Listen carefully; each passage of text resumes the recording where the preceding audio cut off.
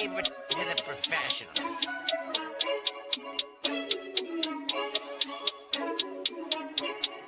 Blessed by Bundy, blah, blah, blah.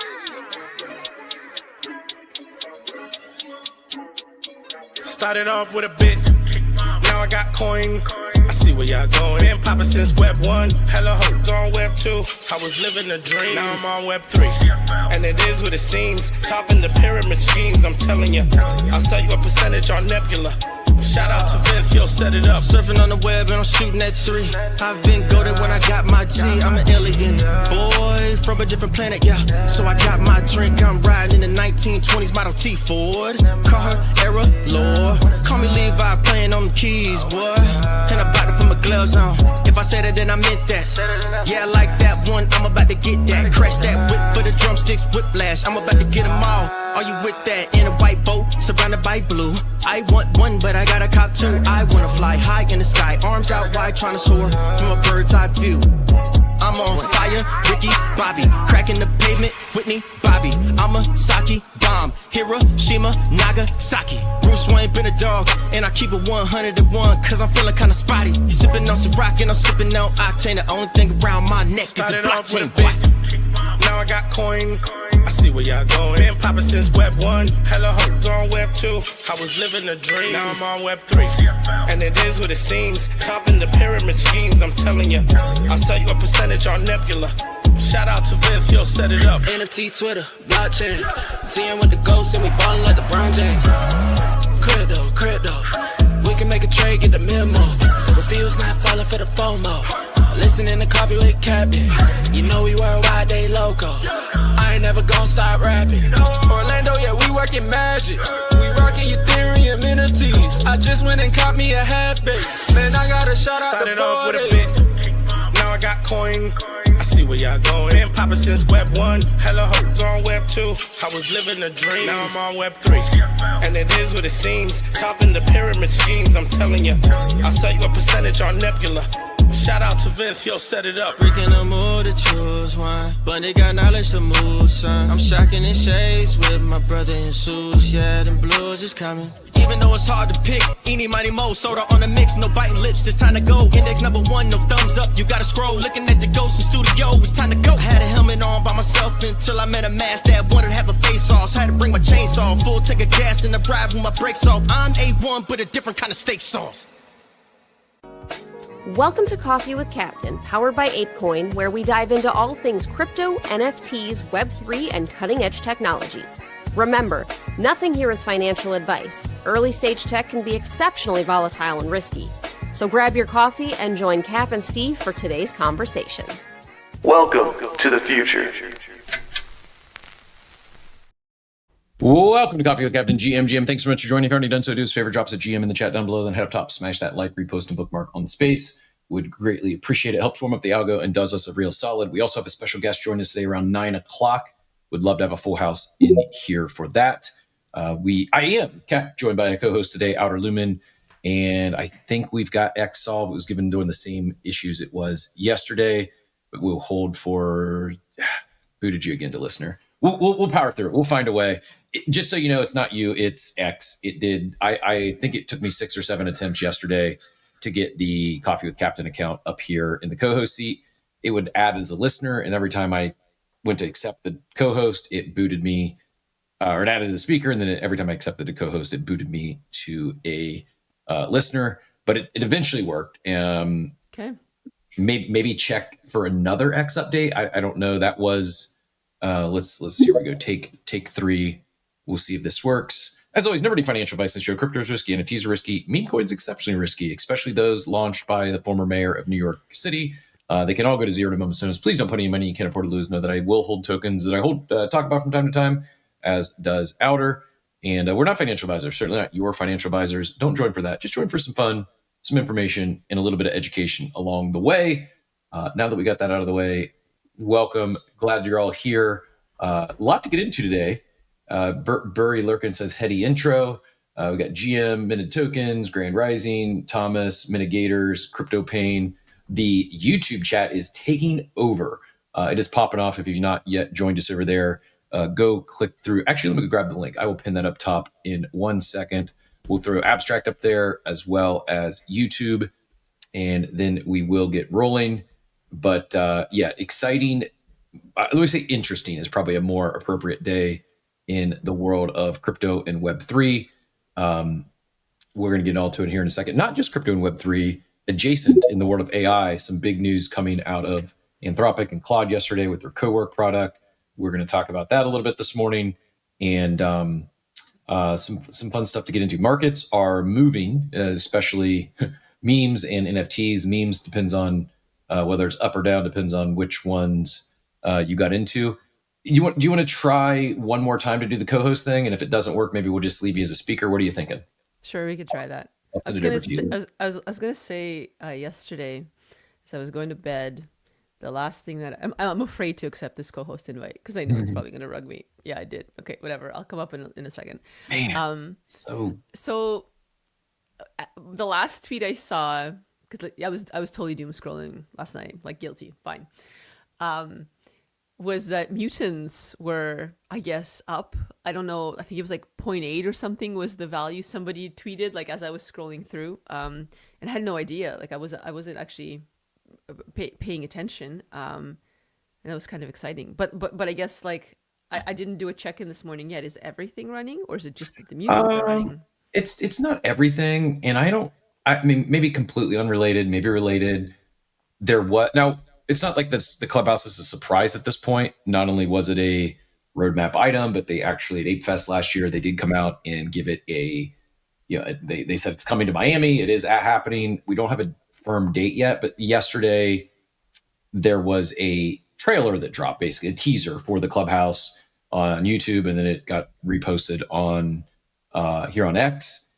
Maybe that had something to do with mutants running. Maybe mutants they're up 9.5% of the day. That could maybe it's a response to getting flipped by Good Vibes Club. They're both actually sitting at 0.81 today. Good Vibes Club has been on an absolute ripper.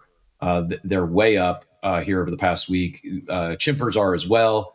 But yeah, it's like for a minute, Chimpers and Good Vibes Club have both had flipped mutants. Now, like I said, after mutants up almost 10% of the day, they are the same floor price there. Little Pudgies up 5.9% to 0.57. Big Pudgies up 9.3% to 5.28. The Punks are flat again. Moonbird's down a few percent. Hyper's flat. VFriend's flat. Milady's flat. The Infinix patrons that have the token tied to it, they're up 9% of the day. Azuki down 1% as they celebrate their 4th year anniversary. Doodles pumping 10% for some reason. Isn't that wild? I saw 4 years. Like, there's no way Azuki's been out for 4 years.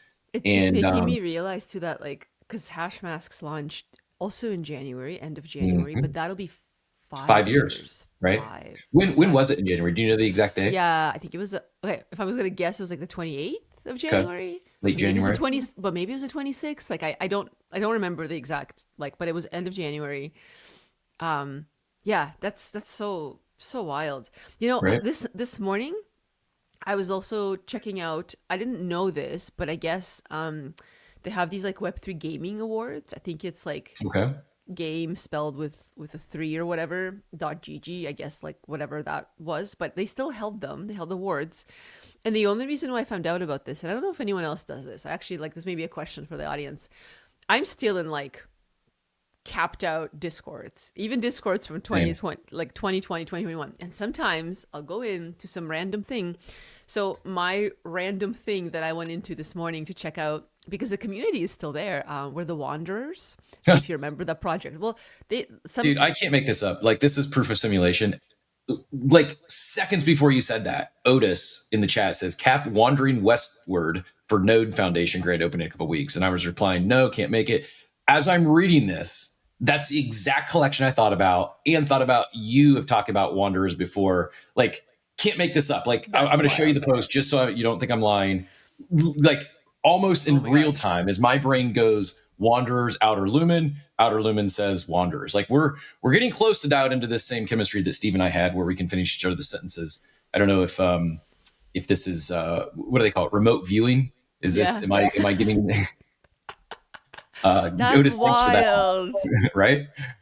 Oh my gosh. Okay, I love that. Yeah, I mean, I figured it wouldn't take that long to sync up or whatever. So there it is. Yeah, so I was in there because there's like lots of announcements, whatever. But I guess they got nominated because I have a game. I've dabbled very briefly in the game, but I've had a year where I have not had time to play Web3 games as much as I'd like to or check them out. But two things from that. One, they got nominated for Best Art Direction, which I think is cool because I always like the aesthetics of that project, And then I learned that I guess for the last little while, it's actually been a community member that I guess stepped in, raised 2.5 mil, and like No kidding. yes, and has been building this game. So help me I understand had that. no idea. Do they have like how does that? Do they have IP rights? Is it more like a CTO? How does? I think it's IP. They have like these two things. I almost feel like going in the Discord and like sharing this, but I don't know what's been happening like a ton, right? But in the hub here, in the Holder hub under announcements, there was a post by Triangles, and this post came out like this was like back in July when this came out, just explaining what's been going on, which is that they kind of have these two things. They have Wander Labs and Wander Corp. And so Wander Labs owns the game brand and platform. So that's like, I guess the thing that, so I guess she said that, yeah, since August of 21, they've been together. And then that she, I think it's a she because it says Jenna. So I'm going to assume, but I don't know. She joined after NFT Mint, formed Wonder Labs in May of 2022. She led a 2.25 million raise with Animoca and GameFi to build the game. Yeah, like I mean, I didn't know a lot of this. I just like the cute little animations and the color palette. Like that's my connection to this. I haven't been paying attention that much. But then there's also Wander Corp, which is decentralized and controls the Wander token. And now I'm thinking like, oh my God. And apparently like 46 million of this has not been claimed, and I'm thinking, should I have maybe I should have claimed some of this. This is funny. Anyways, I don't know much except that what it got me onto, which is what I kind of really wanted to chat about a little bit, is that there are so many games nominated in these game awards. I feel like maybe I should just send you the link or something so you could share. Like, so now what I'm most interested in is to go in and check out some of these games that have been, nominated for all the various awards. Like that part is so appealing to me. Here, I'll give you this link so you can maybe just share. Like I had no idea that there were like actually like I follow the indie game awards like Silk Song and Steam game awards. Like Silk Song won that, which is like my favorite game right now. But I had no idea, or maybe I had an idea, but I just like didn't really understand or like know the depth of the fact that there was voting done for 2025 games, and if you go into there should be like all categories. Yeah, if you click on all categories up top there, Oh wow. there's like best action game, and then down at the bottom is game of the year, which was Off the Grid. Have you heard of this game? I have not. Yeah.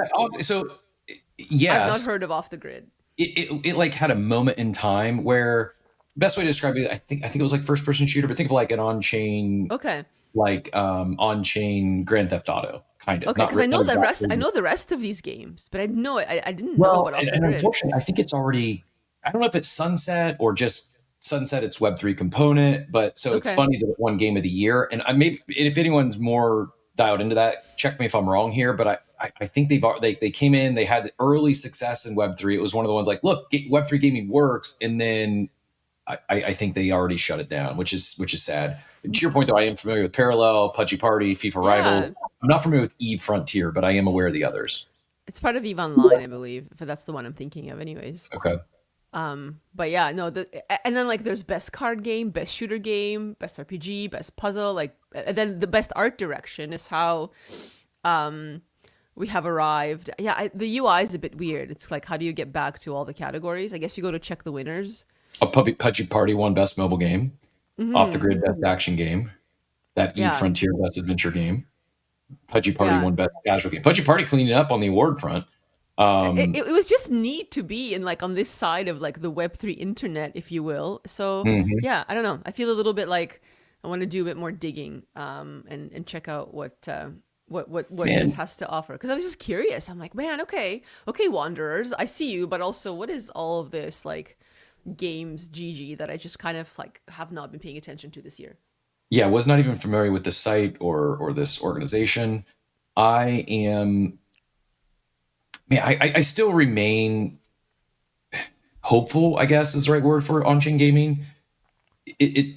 I'd almost given up hope that like Mm-hmm. it's just not going to work. Tokenomics are too hard. It's just been game after game. But I know you've spent some, obviously you've done some development. You've done UI UX with when you're with Yuga and have several other connections into some of these Web3 gaming franchises.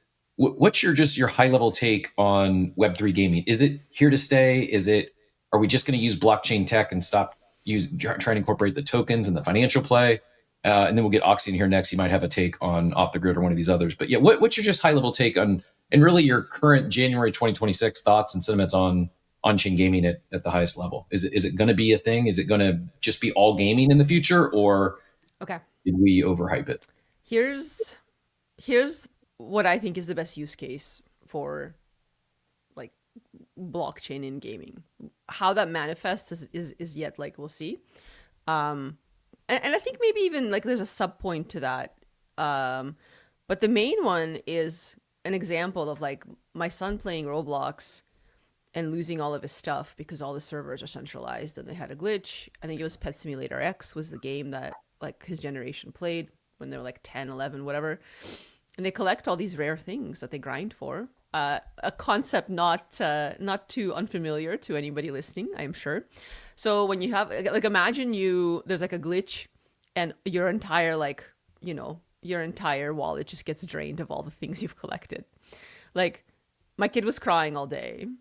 And it's actually kind of humorous, only not because he was crying, but because I popped into the Discord because I had a Discord for Pet Simulator X.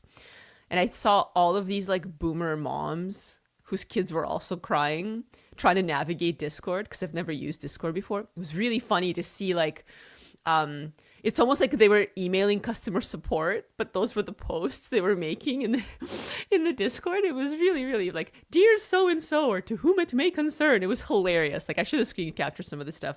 But my bigger point is that like, if he owned those assets on chain, they would still be his no matter what happened to the server, right? So that's the biggest thing. And I think EVE Online, like any game that already has in-game currency and ownership of assets that like ultimately goes to an immutable database, great. That makes sense. But sometimes, I wonder about the like, okay, can we throw a game on top of blockchain and solve some other things there? And I'm not sure about. Like signing a transaction for every move is not a vibe, right? Like that's not Right. this, yeah. So that's my like bigger take. The other one, of course, is I do think there is something in parcel ownership, however that manifests. And like having been through so many metaverses, even recently seeing that like something like Substrata VR, which is just like open source niche thing, is still around. And I recently connected with a couple folks in Brian Brinkman's Discord because I'm part of his Brinkworks thing. There's people talking about voxels, about like where do I display stuff these days, and I always love like crypto voxels. Ben's a metaverse. You own a parcel, it's yours. You can do whatever, and people can come over and check it out. And like I don't know, there's something there for me. Like I recently read that I believe it was a Tuvalu that is becoming like a digital sovereign nation due to climate change because most folks are going to evacuate by like 2030 or something. And I'm just like, how is that not the most primed metaverse play ever to like have a country and have like govern from digitally and have like a whole metaverse idea of it. So anyways, so I think those two are like big ones, is this idea of like ownership of assets, ownership of parcel, ownership of currency, just things that like cannot be as easily rugged and give you that. But is that advantageous to a game? I'm not sure, right? Like that's the revenue generating part that comes in when you think about that, because there's a reason why, Roblox is so successful with their Robux and all of the kind of setup that they have there. Is your son in Roblox at all? Not as much anymore because he's older. He's like a Steam kid now. But that was like the progression was like, we Minecraft, and sometimes there's still nostalgia there. Like he has his own server with some friends, like they do whatever, like specific hangouts in Minecraft, just like for nostalgia's sake. But from that, he went into a Roblox heavy, like all the games there and used to play a lot together as well. And now it's Steam. So, you know, like Battlefield. And I got him onto, like, I bought a PlayStation. We were a Switch family for a while because I liked all the Mario stuff and it's fun. And of course, Zelda and like Tears of Kingdom and all that. But the game that I finally like got him into, and it was interesting to see how he would progress through it, was Hollow Knight and then Silksong.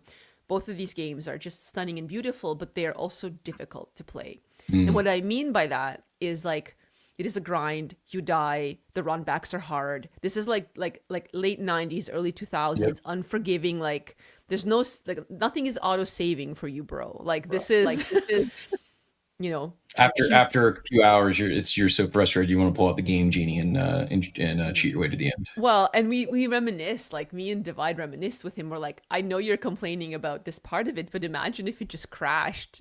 And now you have to like blow into your cartridge or like whatever, you know, like it's kind of hilarious to, but he at first was really frustrated. And I literally sat down and I'm like, that's the difference between like what you can learn to do versus like the current game culture of like fast and easy. Yep. And now he's like a parkour master in this game. He's seeing Reddit posts of people like there's one run in Hollow Knight called the Path of Pain. And he's like working up to doing like those kind of movements, and like it's just amazing to watch how like he went from I can't do this is insane, like I can't believe like this is a way of life and a way of gaming, to now embracing it and like seeing some pride in the fact that he's now like probably in like the 1% of Silksong and Hollow Knight players that like has access to the game that most people just don't have the patience for. But yeah, anyways, I don't know, I didn't mean to like derail us into Web3 gaming or gaming of any kind, but I popped into the Wanderers Discord and I thought, man, what an interesting thing. So now I don't even know. I feel like going into some other random Discord just to see what's up. I may do the same but do it as a bit for, I don't know what my cap is, like 200 Discords, maybe 100 Discord, probably 200 I think is what I'm in right now. I may go through and like track this and see of the 200 Discords, how many are still active, being like has had a post in the last 90 days. I need to leave a bunch of group chats. I need to leave a bunch of Discords, but more so than the cleanup, I too am curious. I know there are some still that are building that people have just forgotten about, and will they make it? I don't know. It's probably still a long shot, but if there are ones that are still building 3, 4, 5 years into this thing, regardless of market conditions, regardless of sentiment, floor price, etc., man, I'm rooting for them. I would love to see someone break out and like the big winner, the game of the year in 2026, not be something new that just dropped, but rather, I'm trying to think of the name, Martian Premier League. They just broke out. It was the soccer game. Like there was so many that, man, it just like for all the reasons you mentioned, owning these assets makes sense. There's so much you could do with it, but they just, maybe we were too early. Maybe it was the tokenomics. Other things, I really don't know. Maybe it was the overinflated floor prices that then when it dipped, they lost their momentum. I really don't know, but I just, for so many reasons, I remain long-term optimistic for on-chain gaming. I guess maybe one thing that I think is interesting is like, how much did the pandemic have to do with a lot of this embracing of like, I mean, even social audio and let alone metaverses, let alone like finding a way to connect in a time when people weren't connecting. And then I think like there was definitely people that I know gamed, especially like because it was a way to socialize, that just like have not gamed before and like got into that side of it because it was like, what else was there to do, you know, in some respect. And now there's a lot more to do. So like the game culture is back to just being like, if you game and you've always gamed. But like a lot of people embrace things that they normally wouldn't have and probably have left since then. I agree. I also, Oxy, will go to you next. Appreciate your patience. I do think I think the pendulum, as far as like hyper online all the time, right? Like there was certainly a byproduct of the pandemic to some degree, from Tiger King being a smash hit to everything that, you know, NFTs and all the crypto stuff that you know, the proverbial bubble. It's funny. I posted a video this morning of it was actually Gary V. I downloaded a Gary V video from Instagram. I did this just for you, Mel. I'm kidding. I know Mel is not a big Gary fan, so she's probably stopped tuning in since I mentioned the name. But he did have a good take, which I wholeheartedly agree with. And I'll put it up top, but essentially it's experiential retail. He called it like, he used, the first time I heard someone call it like the barbell strategy, is you can't be just online or on chain, and you can't just be retail. It's the winners are going to really lean into both of those almost to the extreme. And it was the basis of his video was talking about these coffee shops that retailers are standing up that you wouldn't think of. Like the ones he specifically mentioned in this video were, was Coach. I'm sorry, Ralph. No, wait. Yeah, Uniqlo, I'm not familiar with. Coach are opening cafes, joining long-term coffee players, Ralph Lauren and Capital One. So just the idea of these retail brands, even banks opening cafes, coffee shops, really leaning into experiential retail, where if people are going to get out of their house and come to your place of business to do something that they, in most cases, could just do online, like they don't need to leave their home. The reason they're going to do that is they want connection. They want something more. They want some sort of experience that they can't get on Amazon, that they can't get on CapitalOne.com, that they can't get on Coach.com. And I don't know what that exactly means for on-chain gaming, but I do think, to your point, I do think there was some of the mania was a byproduct of the pandemic, and maybe things just got overcooked. Maybe things just like, you think about Axie and its explosion, and then Zed Run, and people were buying digital horses for hundreds of thousands of dollars. That's crazy. And it was a moment in time. And I think probably a lot came in, they got burnt, like, oh, this is just never going to work, because they overextended themselves, or the financial side of on-chain gaming just got these assets were selling more than some of the most iconic assets ever in gaming, whether it be the skins in Call of Duty or any of these OG gaming assets that people would sell their accounts for after building up a bunch of assets. That said, Oxy, I promise we kept you on ice here long enough. I'm sure the hand's getting tired. GM, what brought you up? Off the grid or another gaming take? Hey, yeah, off the grid. So that was actually one that I played a decent amount when it was kind of hot. And I guess one thing that I wanted to touch on was, so they still have their Web3 aspect and their crypto aspect. The issue that they're running into is Steam is really anti crypto and like Web3 related things, obviously because they have their own marketplace built into Steam. So Counter-Strike skins and all that kind of stuff is sold within Steam. So people have to go to a third party, like off the grid site to be able to transact on the marketplace utilizing the crypto. But what they did really well was like integrating crypto and digital assets that were tradable in a way that wasn't like completely pay to win, in my opinion. Like you would get, there were skins that you could spend crypto on, but then there were also different upgrades for your character that you could spend crypto on. And it wasn't to the point where it could like make or break the game. But it was a fun game. Like the mechanics were good. Everything in game was obviously not on chain because, like you were saying, like signing a transaction every time you moved is just not the move at all. So you'd go in, you'd play a game, you'd loot the map or whatever, you'd kill other people, try and take their stuff. And then when you got out, you had to, you extracted certain assets that you could then sell on the marketplace, or you died and you lost like all the stuff that you brought like with you or whatever. So it was a really cool like loop that seemed to work. And I don't know if it was just the gameplay wasn't good enough for people to get on board with it, or if it was a marketplace thing. But from what I understand, they're still going for it. They're still trying to push the narrative. And like I thought it was a fun game when it was out. And then one really quick thing, they were building on Avalanche, and they built their own chain on Avalanche. So you know how Avalanche doesn't necessarily build L2s on top of Avalanche. They build additional L1s kind of horizontally, if you will. So they have this blockchain that they're trying to push other games to build on top of, because they have this infrastructure laid out already where there is a marketplace built out. The assets are on this specific blockchain that they've developed. So there is a world where they can kind of get back into the spotlight a little bit. If they can get people to play their game and whatnot, then it might incentivize some other games to build on the blockchain that's already had infrastructure built out. So just some additional context to that. Yeah, I appreciate that. And you said something there too in passing that I think does also hit is not only did maybe things just get overcooked in terms of floor prices, asset prices, etc., might have just been too early. Like the reality is in 2021, the tech really wasn't quite ready for true on-chain gaming.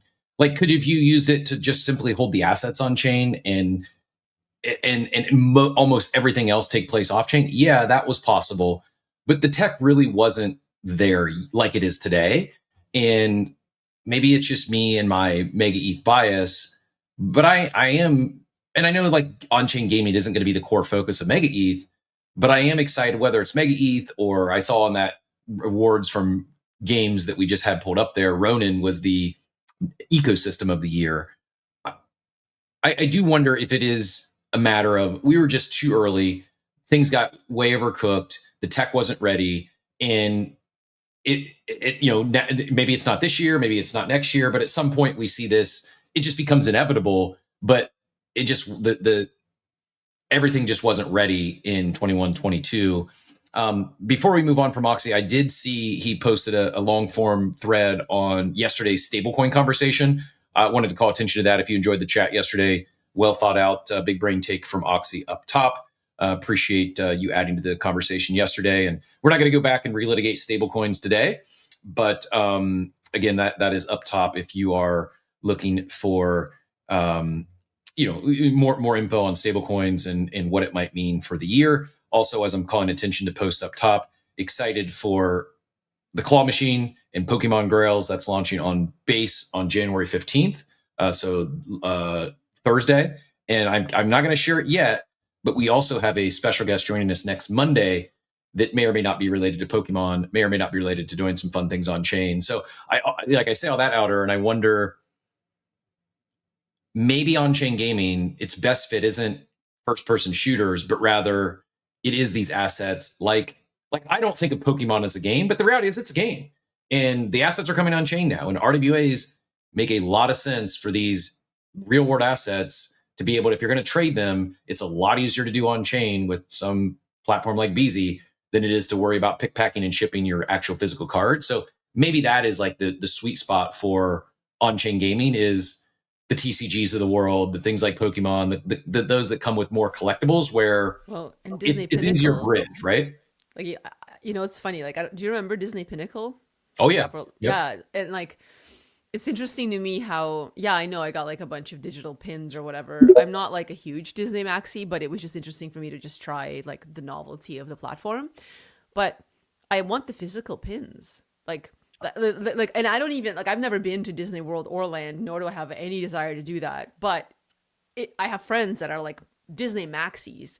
And to me, it stands to reason if I pulled some kind of rare and it manifested itself in a pin that came to my door, and then I went to the park and it gave me like, I don't know, what do they have there? A free drink, a free ride, like on some coaster. Like if there was some kind of clout associated with owning something rare, which we love to show off as collectors.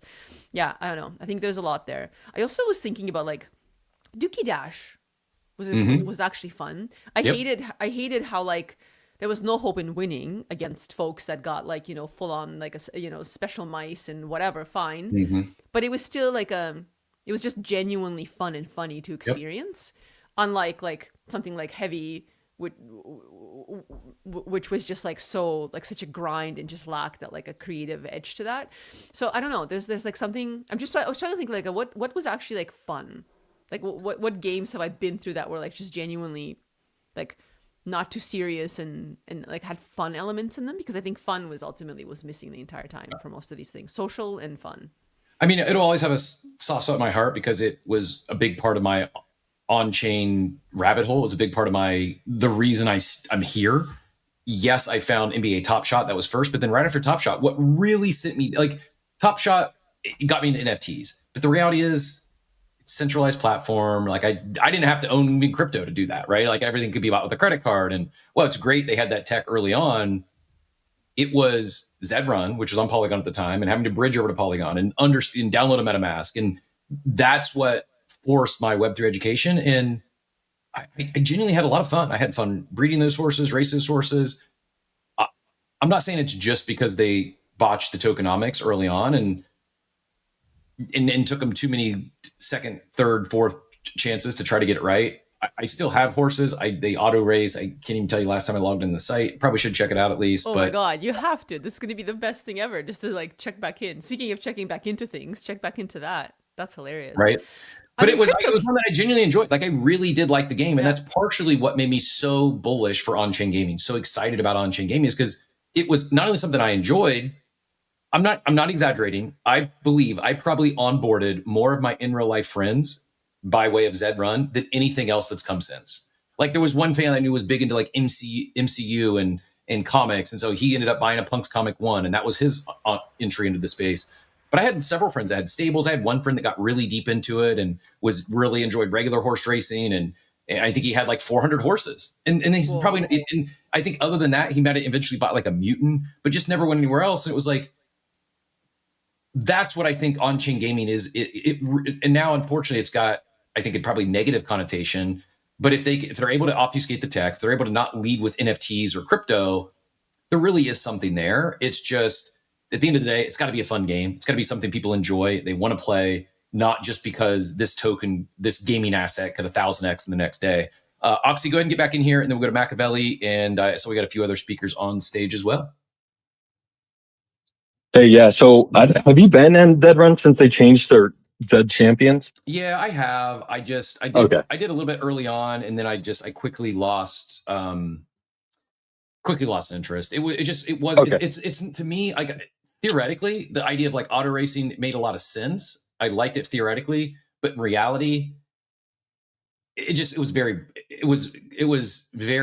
just boring for me. It was not, it didn't hit the same as the old game did. And I didn't know how to describe, because you can still breed, you still have the chance, I guess. It was just, it's their own marketplace. It's difficult to, like, the reason I haven't sold my horses, I have no idea what to price them at. It's just, I don't know. I'm not going to go off on a Zed ramp. Yeah, I've been back in, and I hope they do well. Maybe they still are. I just, the new version of the game, while maybe it's more sustainable, and they did incorporate some things that should make it more sustainable, I just don't enjoy it as much as I did the first one. Machiavelli, go ahead.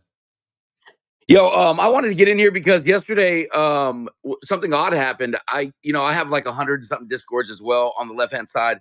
But anytime I see like the speaker icon or the screen icon, I'll go check to see what's up. And I saw some old projects. I'm not going to say their names, like from 22, and somebody was in their Discord, two different projects. And I went and looked, and it was the founders. And I went and hopped in there, and they're like, Machiavelli, it's been years. And I was like, you guys are still around? And you're still doing 3D and building? And they're like, oh yeah, man, we never quit. Like just because the bear hit and all that. Like, and I was like, but, and there was like nobody in the Discord, you know what I mean? But they were still cooking. And I find it very interesting that, like, there's a lot of these founders and stuff like that like were really working and stuff like that this past few years that are really still out here doing their thing. And so I don't know, it just kind of reinvigorated me a little bit whenever I was hearing you guys talk and stuff like that, because it's like I ran into this instance yesterday where I ran across people that I hadn't talked to for years, and they're still honing and perfecting their craft and their skill. And like I was involved in some 3D projects before like 3D was popular or any of that stuff, quote unquote. And like they were already doing wearables and all that stuff at the end of 22, beginning of 23. And so like to just reconnect and see how invigorated they are, reinvigorated they are to see the market in the direction it's moving, other side popping off. Like I'm super excited because there's some builders that are going to be returning, and I'm looking forward to it. Love it. I do have one Zed horse that's in the top 100, which is pretty good considering I don't do anything over there. It's got 27,000 Zed staked in it. Basically, out where you see last race, he didn't finish top 3, so I lost 600 Zed. All the others is because I've stopped breeding and stopped leveling up the horses, so all my other horses have gotten relegated to breeding horses only. So I got 47 in the breeding pool and one that's still racing. Some of these would be decent. I just need to go do something with it. So if anyone wants to manage a Zed stable, let me know. This is so fascinating. It's making me think of CryptoKitties, which had a breeding, like, I mean, that is Oh my God. right? Like, if you think about breeding and tokens, and 1 million kitties. right? Like, yeah, I don't know. Just thought about like CryptoKitties were not like, it wasn't a game, but in a way, kind of was if you think about it. Yeah, for sure. I mean, I'm guessing the whole idea of breeding horses came from CryptoKitties breeding. Wow, the chat and abstract is popping off today. Frosty's is, I don't know if Frosty's hits a big win last night or he's just feeling extra generous, pouring in with the massive Pingu tips over there. Shout out to Crypto Scam 1 as well. That's a joke, by the way. He's not a scammer, just an inside joke. But yeah, Frosty's, you said lunch on you today. You're at this pace. This might be a steak dinner tonight. So thank you very much. Greatly appreciated. Doesn't go unnoticed. And I know we have a lot of other guests on stage. We'll go around the horn if you want to get in here. There was a couple other topics. Howard and I were going to talk a little bit about co-work and vibe coding with off the recent Anthropic news, the big cloud update yesterday. And obviously, if you've been on X, your feed is probably more likely filled with vibe coders than it is crypto content as of late. Although not breaking news necessarily, but I will show this. It appears that crypto Twitter might in fact be the most powerful force on all of X. The Mr. Nikita, after dunking on crypto Twitter and taking shots and trolling everyone, and said that you've committed suicide by GMing. He says this morning, GM, it's fixed, and he capitulated. So Nikita has caved to the powers that are CT. Even pinned the post, so it's back. If you're a GMer and enjoy GMing, it's back on. You're no longer going to get your account nerf for GMing. I don't know if that means they also took away the rate limiting or the reach allowance or whatever they were calling it. But GMs are apparently back on the menu. I saw Jonah popped up. Jonah, not to put you on the spot, but I know a gaming guru in a sense, and this is. I'm gonna kill myself. I figured you were probably shaking your head, rolling your eyes at our gaming conversation and my love affair with Zed Run. Feel free to get in here and take whichever direction you'd like. I just came to Aura Farm because you said gaming. What? It's my fault. Sorry. Luxury gaming. Ugh. Gross. Yeah, but can you do the path? All right, fine. Fuck it. Hold on. I'll come with it. I can't. The RWA Pokemon stuff is definitely really cool. That is a real use case. Yeah, that's it. Jonah, can you hear me? Yeah, I hear you. Are you a Hollow Knight or Silksong player?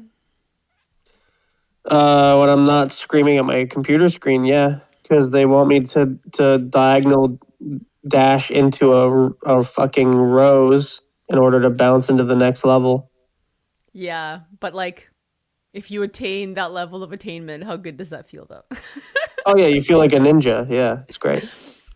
Yeah, it's well, I forgot the name of the award that Steam gave them. It was like the one where you, oh man, we were talking about this the other day. Let me see if I can actually find it. It was so funny. It's like the award that you like, you're like not that mad about it because you're crying, but like it's the best game that you love that you suck at or something like that. I'll find it. Probably like a rage bait or something award. Yeah. Like it totally won that. I mean, it won Game of the Year, but it also won that. It was really hilarious.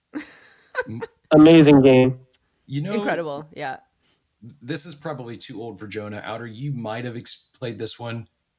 I don't know why I thought of it this morning, but probably my favorite like PC game. I was big. My gaming career was mostly like sports games on. Someone mentioned the Sega Genesis earlier, or the Sega Dreamcast. I just want to yell Sega. My favorite PC game of all time, Lord of the Realms 2. Have any of you ever played that? Does this ring a bell at all? I have not. I have not.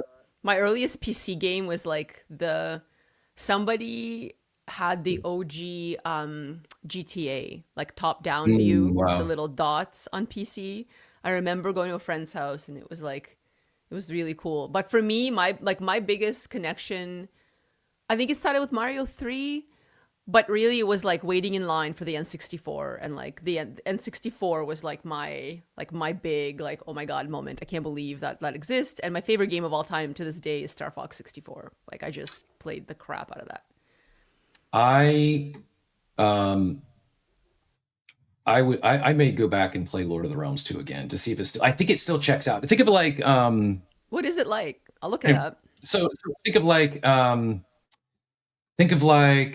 Command and Conquer, Warcraft. Yeah, but not like, but more like that, like, but meets like Farmville, where it's an empire game, right? Where you're growing, you're expanding your empire, you have knights and tray buckets and you have to. Oh, I got a game for you this year, coming out this year, if you like that. Are any of you guys fans of the Warhammer IP? Not familiar.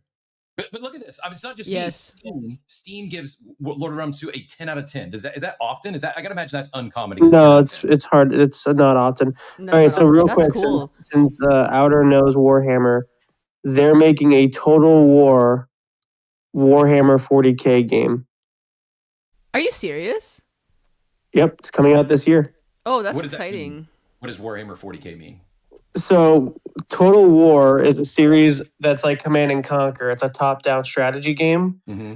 And instead of doing it in like based on reality and stuff, which Total War is usually based on empires that existed in human history. Mm-hmm. This one is based on Warhammer 40K, which, if you don't know, is a IP that's like massive. It's like Dungeons and Dragons level massive, like orcs and goblins and that sort of stuff. Yes, but more evil and more dark. Okay. like, yeah. I don't know how to explain it other than you have to experience the IP for yourself. It's amazing. They're coming out with a Warhammer movie that Henry Cavill is going to be the main character of. I'm genuinely curious to see some of you that like this. The game was released in '96, but some of you that are deep in gaming and love these sort of games, I'm genuinely curious to see what your take would be on Lord of the Realms 2, because I remember it to be amazing. It was an incredible game back then, from a strategy standpoint. It wasn't like crazy graphics, but the strategy was real, and I think a lot of the games that you might see today of similar vein probably took some sort of inspiration from that. Joey, go ahead and get in here. We're probably not getting into the vibe coding conversation. We do have our special guest in the green room. We're going to shift gears here around 9 o'clock. But go ahead and take it wherever you'd like. I did find this. I wanted to bring it up. So it's it's the best game you suck at award. Amazing. Yeah. Sorry, Joey, go for it. The thought being like, you can still have fun even though you suck at it?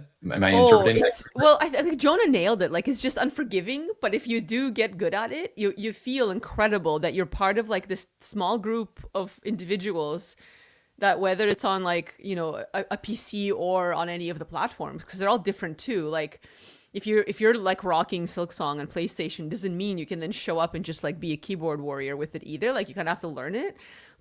But it is so beautiful and so stunning, and the art direction is so incredible, and the audio is so incredible that like there's orchestras like fully performing the soundtrack for this game. Like it's just wild.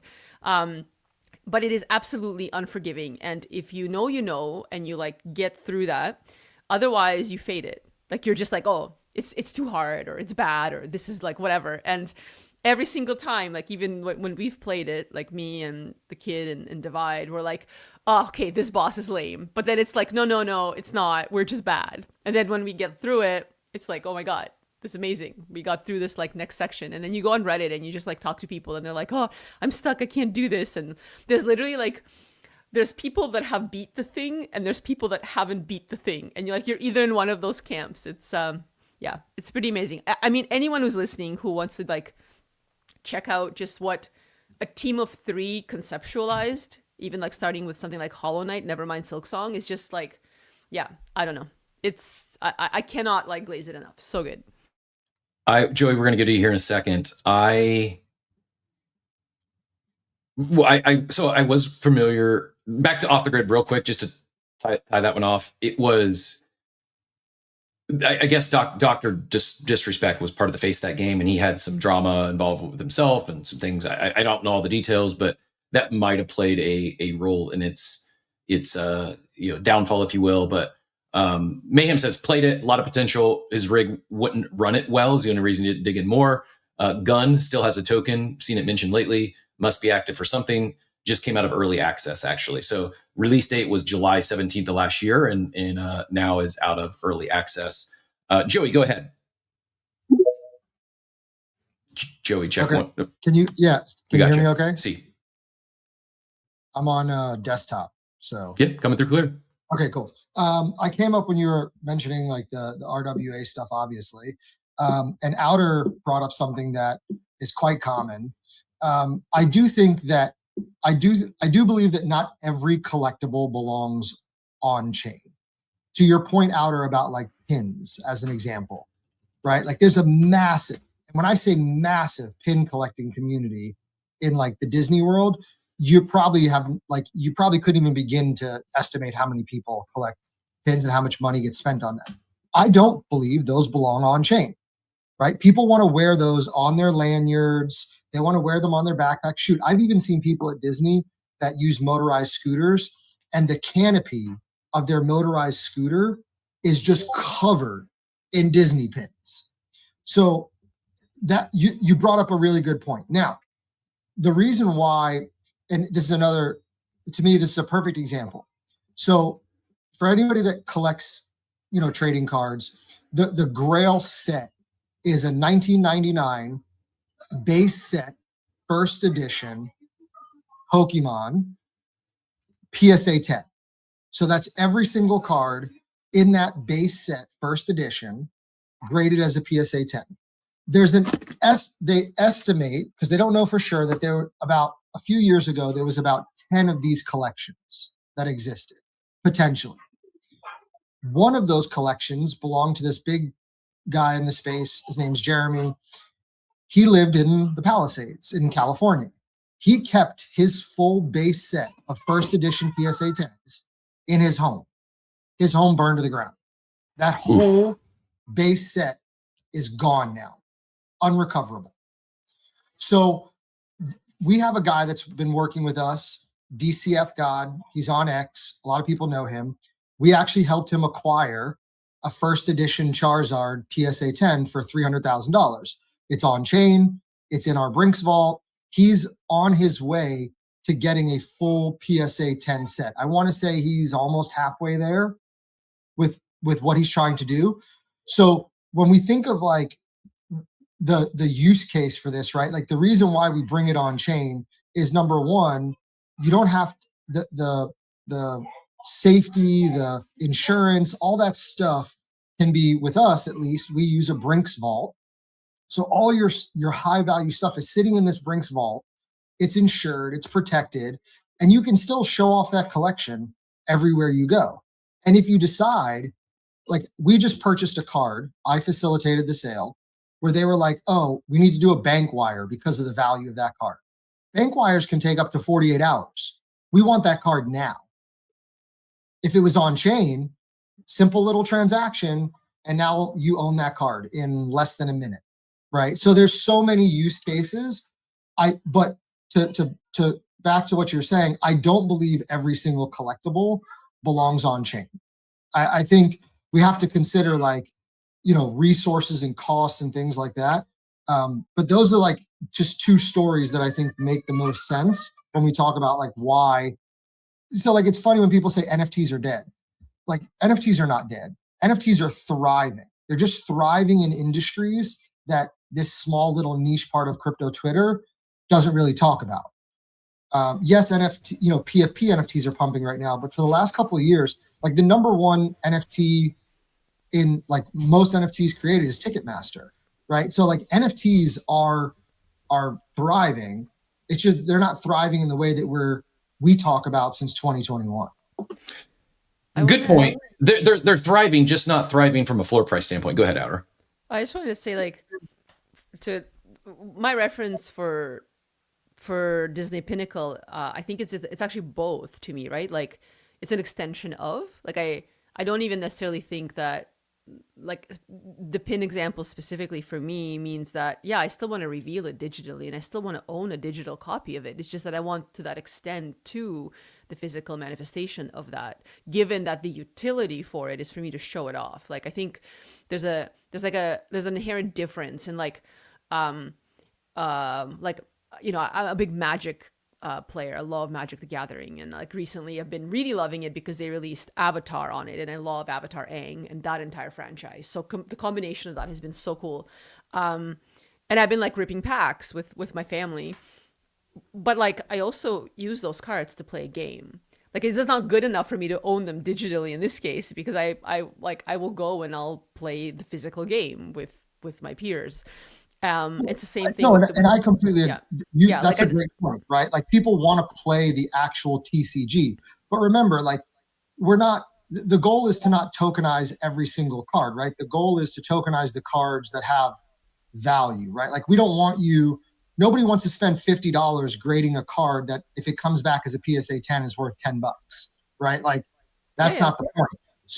So I agree with what you're saying. The Disney Pinnacle thing, I never got, because you can't redeem them for physical pins. Well, this is it, and that was my whole point from the beginning. Is that like it just missed that mark, because Disney missed the mark, and knowing that they have like huge IP, huge collectible, plus they have a ton of physical spaces where people would want to show those things off. So it just like that is not enough to just own that digitally. Like, you know, but I don't need to have like, you know, I don't need to have a physical of all of my NFTs anyways. Maybe some of them I print, maybe some of them are artworks, whatever. But like I am agreeing with you in that not everything has to be both.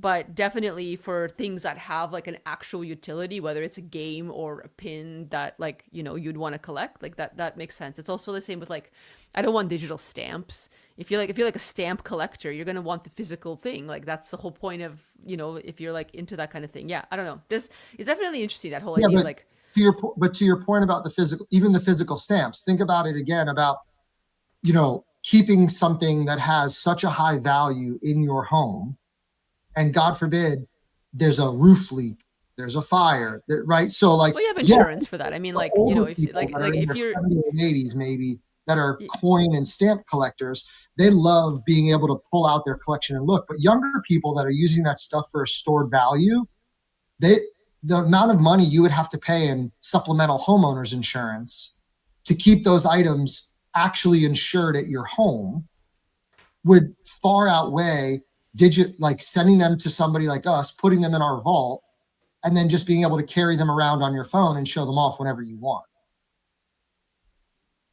I wonder if an actor or a musician would be okay to receive a digital Oscar or Grammy, or if having the physical I'm just being funny. I mean, in all seriousness, it would help with authentication. You'd never have to wonder if this is a legit award or is it a knockoff. I mean, is there an aftermarket for these? Can you buy someone else's Grammy or Oscar? A pawn shop. Yeah. At a pawn shop. If you ever watch Pawn Stars, people come and pawn like Emmys, World Series, Oscars, World Series rings, all kinds of stuff like that. Okay. I feel like maybe it's my mission for 2026 to see if I can acquire someone else's Grammy or Oscar. Listen, I'm setting up a new office. Funny.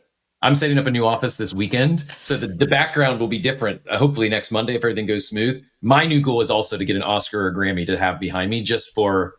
It's funny. Yeah. What'd you do to get an Oscar? I bought one. Yeah, totally. Whose is it? The best part is like picking whose it would be.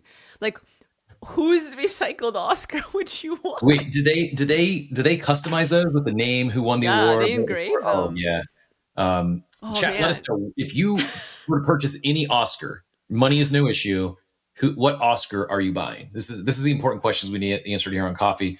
We've Miss A, you've got our last top. I didn't think we'd go this deep on gaming this morning, but I'm here for it.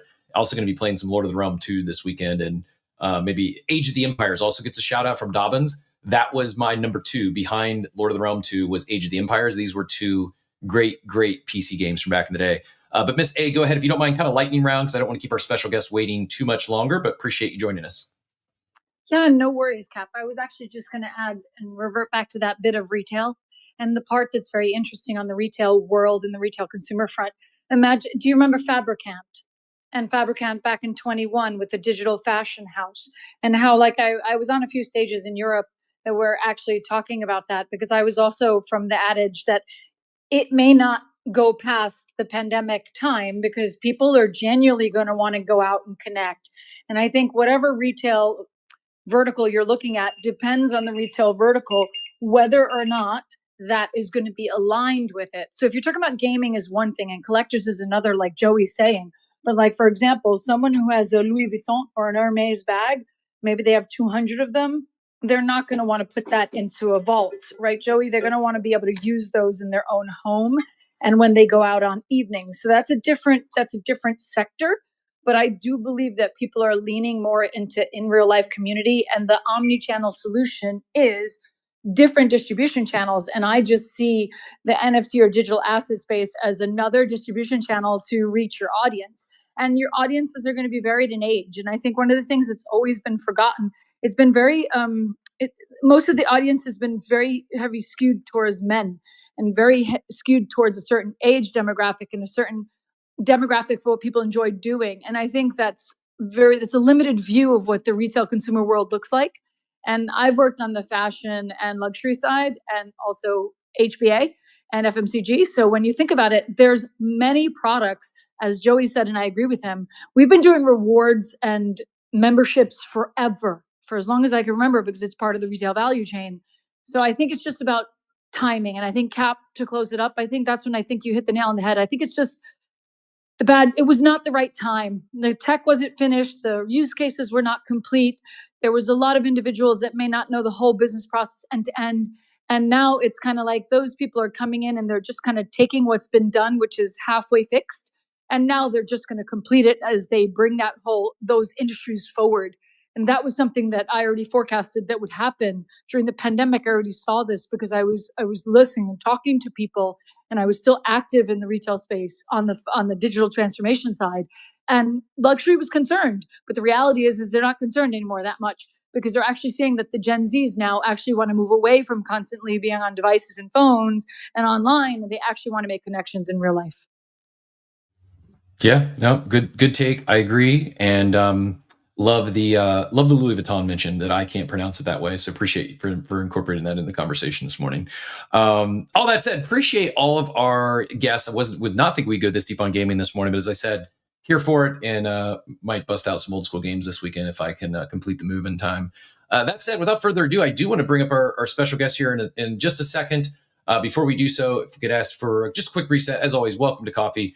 We do go live 8 a.m. Eastern, Monday through Friday. And so every once in a while, we're fortunate to have a special guest join us around the 9 o'clock hour that is pushing the space forward. This next one is no different, and really doing some exciting things in Spain, of all places, as far as talking tokenization and bringing real world financials on chain, and especially when it comes to the business world, and excited to dive deep here. But if you haven't done so already, give us some love on the space. We've got a few hundred of you over on YouTube and the video feeds. Greatly appreciate that. Love seeing the lift in the video. If you don't mind hitting the spaces reminder or the spaces repost up top, would appreciate that to get a full spaces crowd for our special guest. I'm going to bring up Albert with BeToken here in a second, and looking forward to the convo.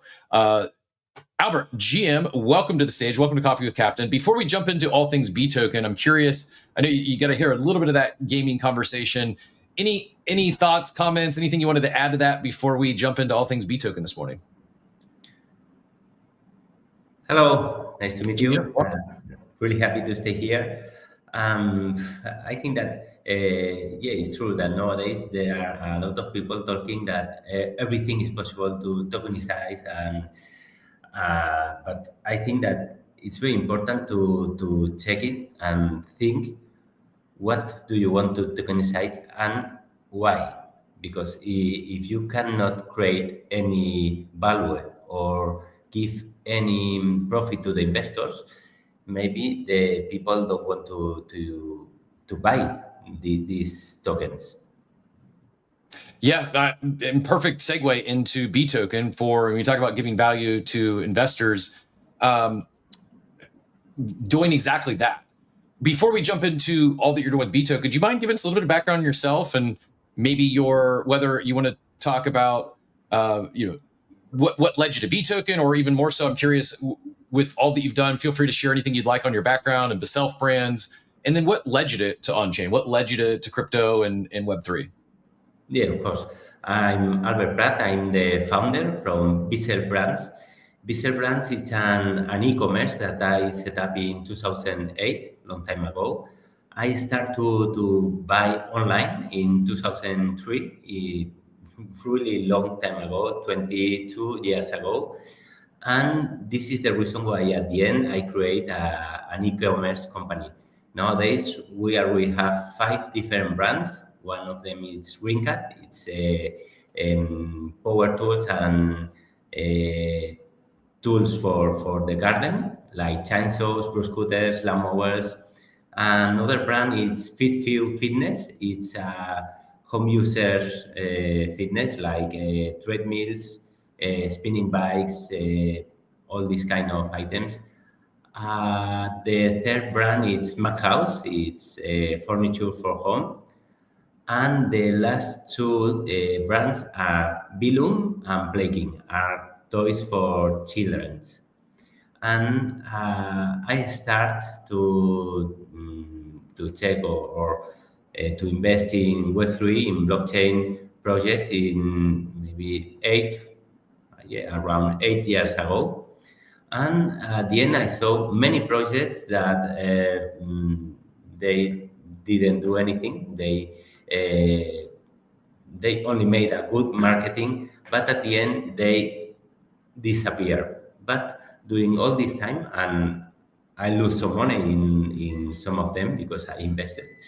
And one of the things that I like a lot from the Web3 world or blockchain is the community that can create if you make it great job, I think.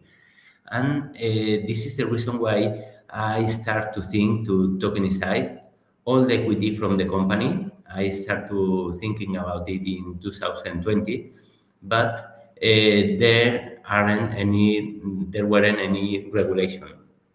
And for me, this is quite important. Why? Because the regulation is a quite hard filter that you can use like a guarantee to the investors, because nowadays we are the first company in Europe that we tokenize all the equity from the company, and we are regulated under the CNMV, and was crazy hard to do it. The regulators are really strict, but I think that it's really good. Why? Because if you have the approval from the regulator, you have big guarantees. The regulator approved us. Why? Because we are a company that we set up in 2008, 17 years ago. Our company is audited from 10 or 12 years ago. We are selling more than 20 millions per year. And it's quite hard or quite big company. This is the reason why the regulator give us the approval. Yeah, and I think that the blockchain it's really it's a really good way, and it's the future, maybe the present for the companies and the people that want to invest. Why? Because it's transparent. It's much more efficient than the normal stock market. And when you want to invest in any company, you need to wait maybe 2 or 3 days for the company to receive the money. And when you want to recuperate the investment, you need to wait at least 3 days. If you use blockchain, it's immediately, less than 2 seconds. Very, very cool. Excited to dive into this greater. And if you just, I got to put up on screen here, those brands you mentioned, GreenCut, FitFew, I may be pronouncing that incorrectly, MacHouse, Beloom, and Playkin, five brands in the ecosystem. You can see 16 years, 10 years, 6 years, 8 years, 8 years. You mentioned you've worked with the regulators. You've got this to where you're able to launch in a compliant manner. You're based in Spain. You mentioned Europe. Is this, we'll talk about the sale here in a minute. Is this eligible for anyone throughout Europe? Is it just Spain? Help us understand, like, who is able to participate in this today? Yeah, we have the warehouse, big warehouse, 50,000 square meters in Tarragona, very close to Barcelona, and we are selling in all Europe through different marketplaces like eBay, Amazon, Cdiscount, Leroy Merlin, Decathlon. It's depending from the brand and the country. So what, I guess, like a lot of work goes into this. I mean, at any point, let alone when you're innovating and doing things differently and working with these regulators to be one of the first to do this, if not the first. Why go this route? What motivated you to tokenize the entire equity of BeSelf brands as opposed to going the more traditional route, whether it be an IPO or other vehicles? What motivated you to go the tokenization route here? Yeah, it's because you can check at the moment since now. There were three ways. One, you can go to the banks and ask for a credit, but the banks are really limited. You can find venture capital, but the venture capital, when coming in a company, they want to sell in maybe 4 or 5 years, maximum 6, and some of the times, I don't know if I did correct, the venture capital must be that the founders sell it to the project, the company. And this is not my idea. And this, or you can put the company in the normal stock market, but it's really expensive. If you want to put the company in the stock market, the total annual cost is more than 600,000 euros per year. And if you want to put the company in a market using blockchain technology, the cost is reduced around 90%. Yeah, it's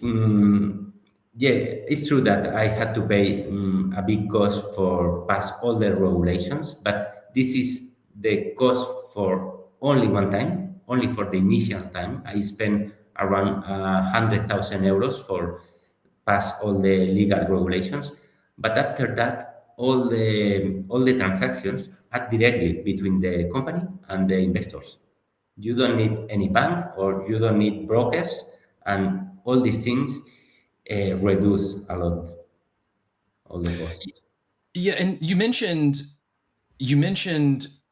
like the community early on. Did that play a role in like going this route as well? Because while it's early, I have to imagine too that and I know like sure some public companies can get like a cult following. You might think of like Apple or Tesla or some of these that have built really rabid fan bases that also become brand ambassadors relatively quickly. I don't think that's the norm. Whereas in crypto and in on-chain communities, I do think it's the norm. How much of a role did the community element play in this path forward?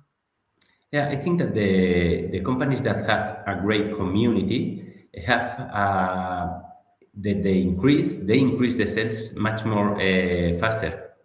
Like Apple have a big community, and the people that use Apple, they only want to buy the new one and a new one and always Apple. But the community don't have anything from Apple. In this case, if you can tokenize the company and you have a community and they invest, they will have profit like you. They have more things if they invest, not only your items. In our case, we have more than 200,000 followers in Instagram and some other places. And nowadays, all these people can invest in our company if they want. Why? Because the investment ticket is not so big. It's the people can invest only 100 euros. Why they can invest 100 euros? Because the cost is really cheap for put the company in the market using blockchain. Very cool. So low ticket, you can get it. They can invest for as little as 100 euros. What comes with that? Let's just jump into why would someone be interested? If they're hearing about BeToken or BeSelf brands for the first time today, the fact that it is tied into real businesses, multiple, not just one, but a family of 5 brands that already have real customers. They've been in business for many years, some over a decade. You mind getting through a couple of these other things, like not just the dividends, but I know we've just connected here recently. thanks to our friends over at Reach Network. Just the concept of loyalty rewards on chain and next generation loyalty rewards and what this might unlock. I've been a proponent, a fan of for quite some time. We talked yesterday about the rec drinks. I'm not sure if you're familiar with rec brands, but they had another drink drop sellout yesterday. Part of the reason is they've incorporated on-chain loyalty and token rewards for those purchasers. So do you mind kind of hitting through? I don't know if you can see the screen share pulled up here, not just the real business, but talk about these dividends a little bit. And then I am really curious to see what your vision is, or hear about your vision around what makes the BeToken different from traditional loyalty programs or typical Web3 tokens, and how you see that unfolding. Yeah, the first and the biggest difference is BeToken are directly the shares from Visa brands from the company.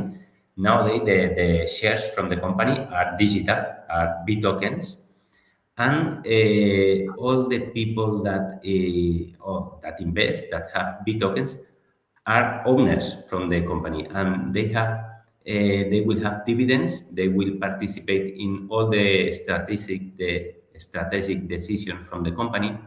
And for example, for the first year, we guarantee the first 10% profit for them, for the new investors.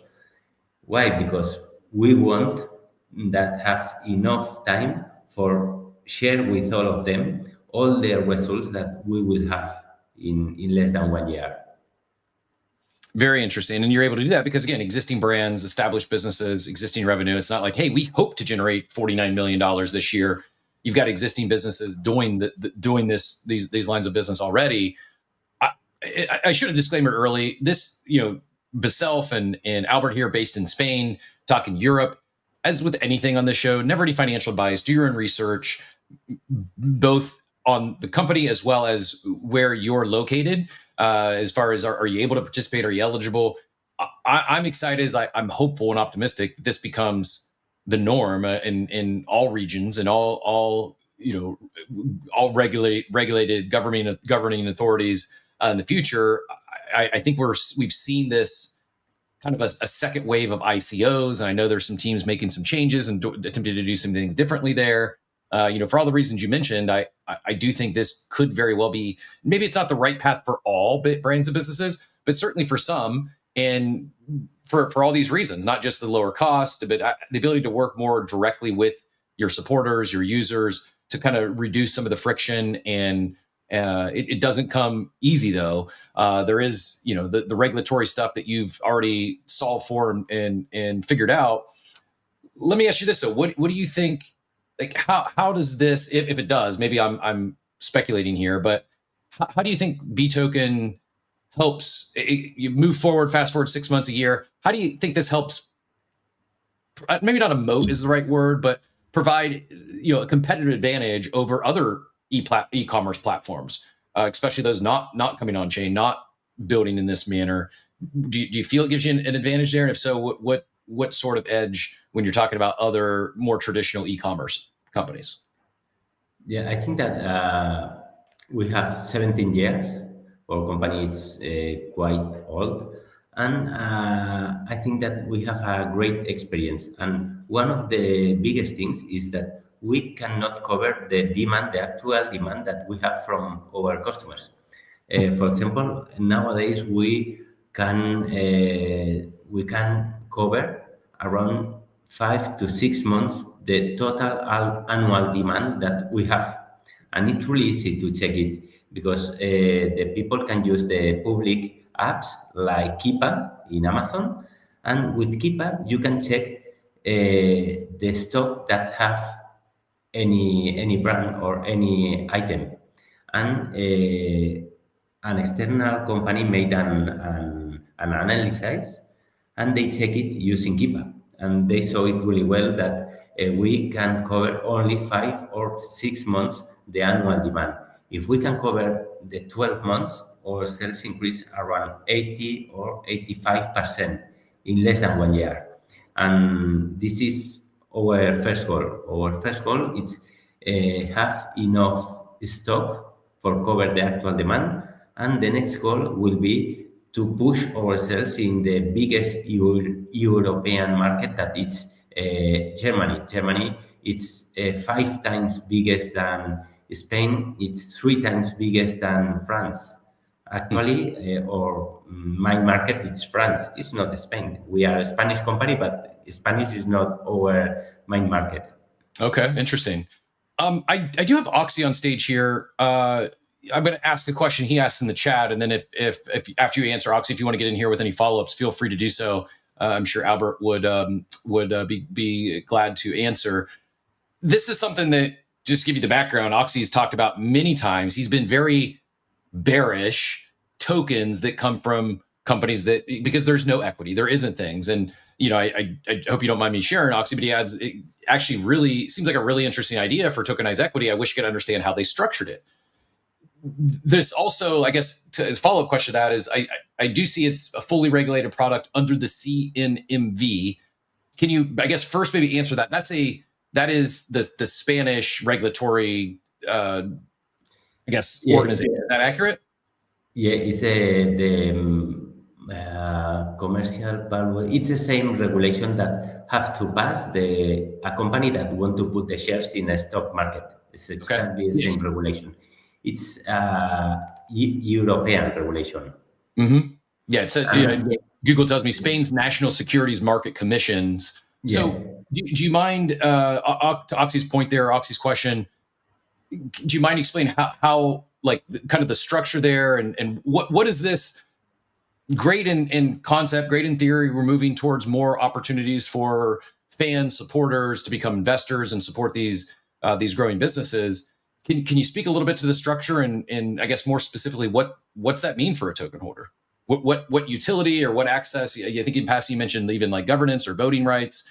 Is this? I mean, is it? I don't want to downplay it, but is it the same or very similar to shares in a company, shares of a publicly traded company?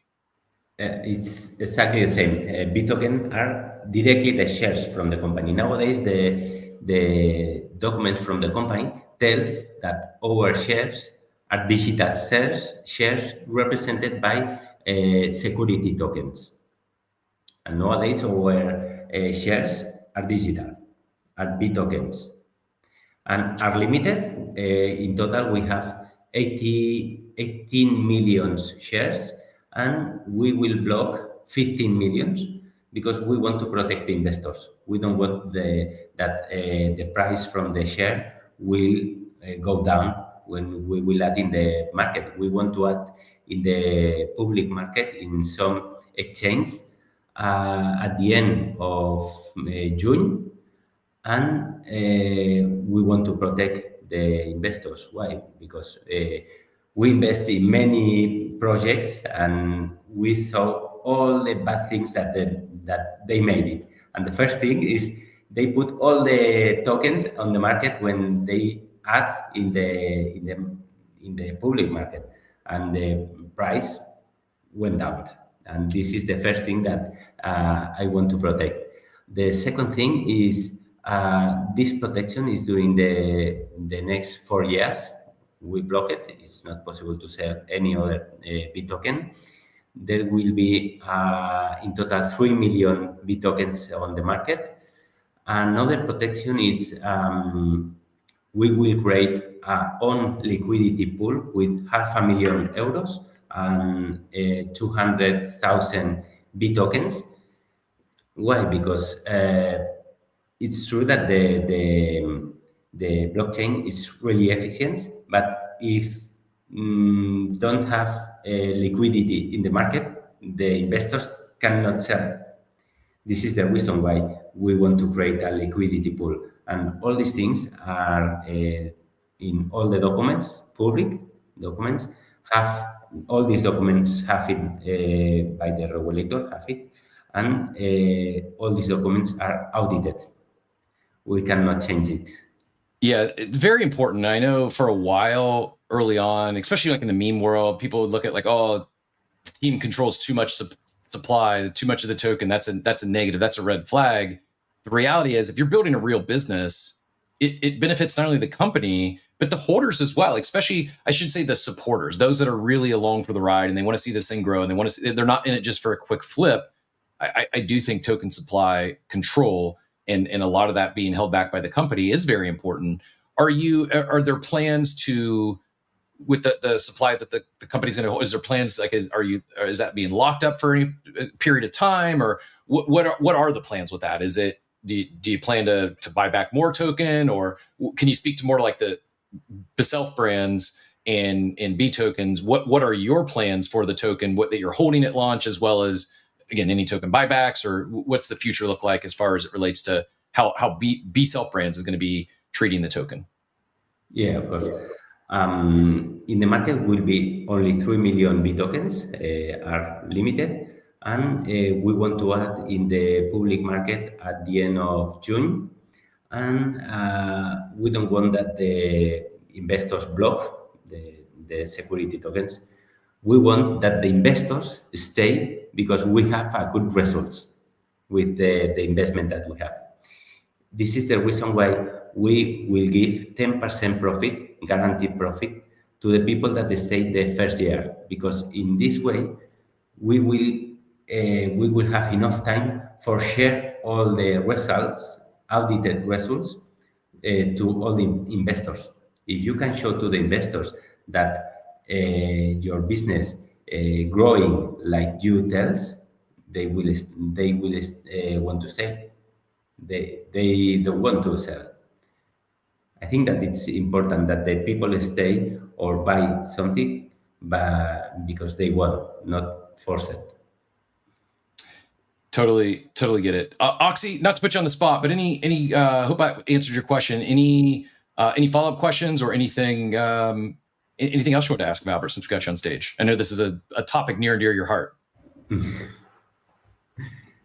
It is definitely a topic near and dear to my heart.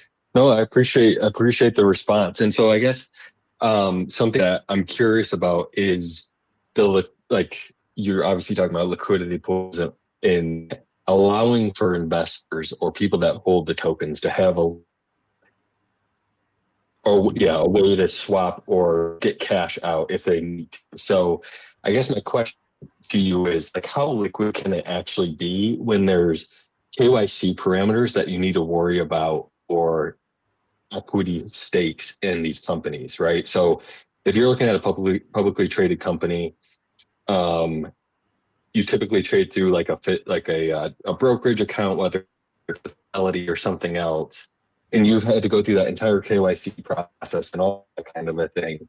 So when I go and I want to sell my NVIDIA, even though that is equity stake in the company, they don't have to worry about doing the whole KYC process and all of that kind of a thing. So I'm curious, and maybe this is a little bit tough to get a handle on, but for a blockchain and a token-based equity model, is it really challenging to allow people to have liquid investments with equity like this? Like, if I'm swapping, this token to ETH or to something else, and then someone else picks it up from the liquidity pool, and you have to go through the process again. So is that difficult? Is that challenging to balance the two there? I'm not sure if you cut all that, Albert. Oxy was cutting in and out a little bit, but did you catch the question? I'm not sure about that. I tried to. Yeah, I'll try to summarize. Basically, like, how are you because my understanding, KYC is required for the initial sale, right? If someone wants to get in, they need KYC to be compliant. How then do you balance that after the fact if someone's swapping the token for say ETH on Uniswap, or is it restricted where the token can trade? How does it work? I guess secondary after the initial sale. How do you balance KYC and being fully compliant with someone who might buy this on the secondary from at a DEX like Uniswap? Yeah, so at the moment, at the beginning, it's quite restricted because we are regulated by the CNMB, and our platform is audited by them, and have to create the wallets, and you must be past the KYC before make an investment. And it's important that the exchange have the MiFID II do MiFID II license. At the moment, Kraken have it, OKX have it, and B2B from Spain will have it really soon, in less than, I think, less than 2 months. And this is quite good because all these exchanges, when you come in or when you register, you will have to pass the KYC, and all the people that use those exchanges will have the KYC, and in this way, all the people can swap or can sell and buy the security tokens. Very good. So Kraken, you mentioned B2B in Spain. What was the other one? I missed the other one. OKX.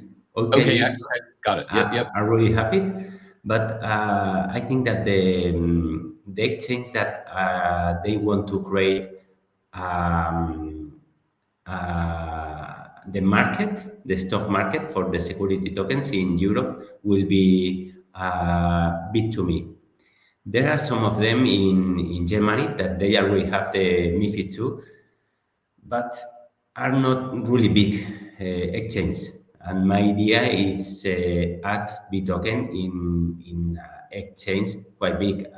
I want that they have at least 5 million users, because if not, the will be difficult that the BeToken have a good liquidity. Makes sense. Oxy, does that help? Any follow-up? No, that was great. Thanks for the response. Yeah, appreciate the response and appreciate you taking a shot here. This is a big swing and a certainly doing things differently. I am optimistic that we see not just other companies in Spain adopt this and take this, to market. I'd love to see this in the US. I'd love to see this throughout Europe. I'd love to see this in Canada and any fill in the blank, name the region. The reality is not everyone can qualify to become an accredited investor. Not everyone is IPOs can make sense for, large companies that are growing $100 million, billion-dollar brands. I think for and not saying that, $50 million a year is a small business, but for those that are not going to go public the traditional route, I would love a way to be able to participate. That's not just a friends and family round. That's not just a, some of the investment vehicles we see today. I'd love to see more opportunity to participate on chain.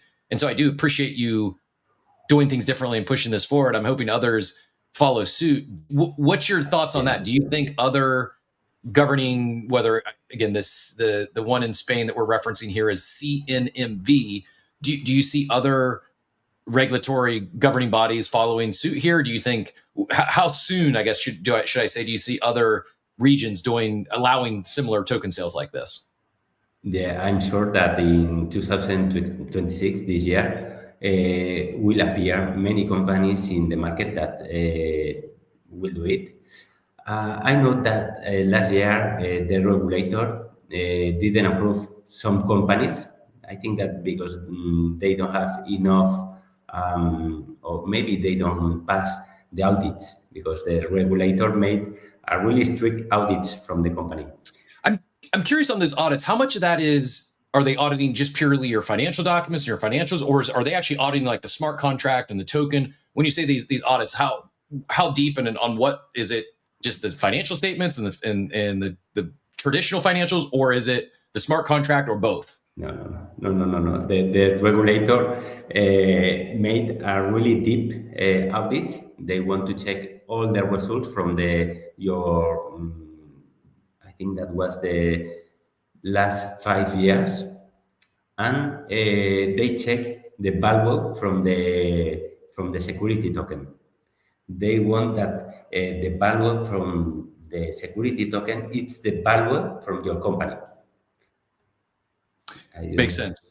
Yeah, they made a really strict and really deep audit.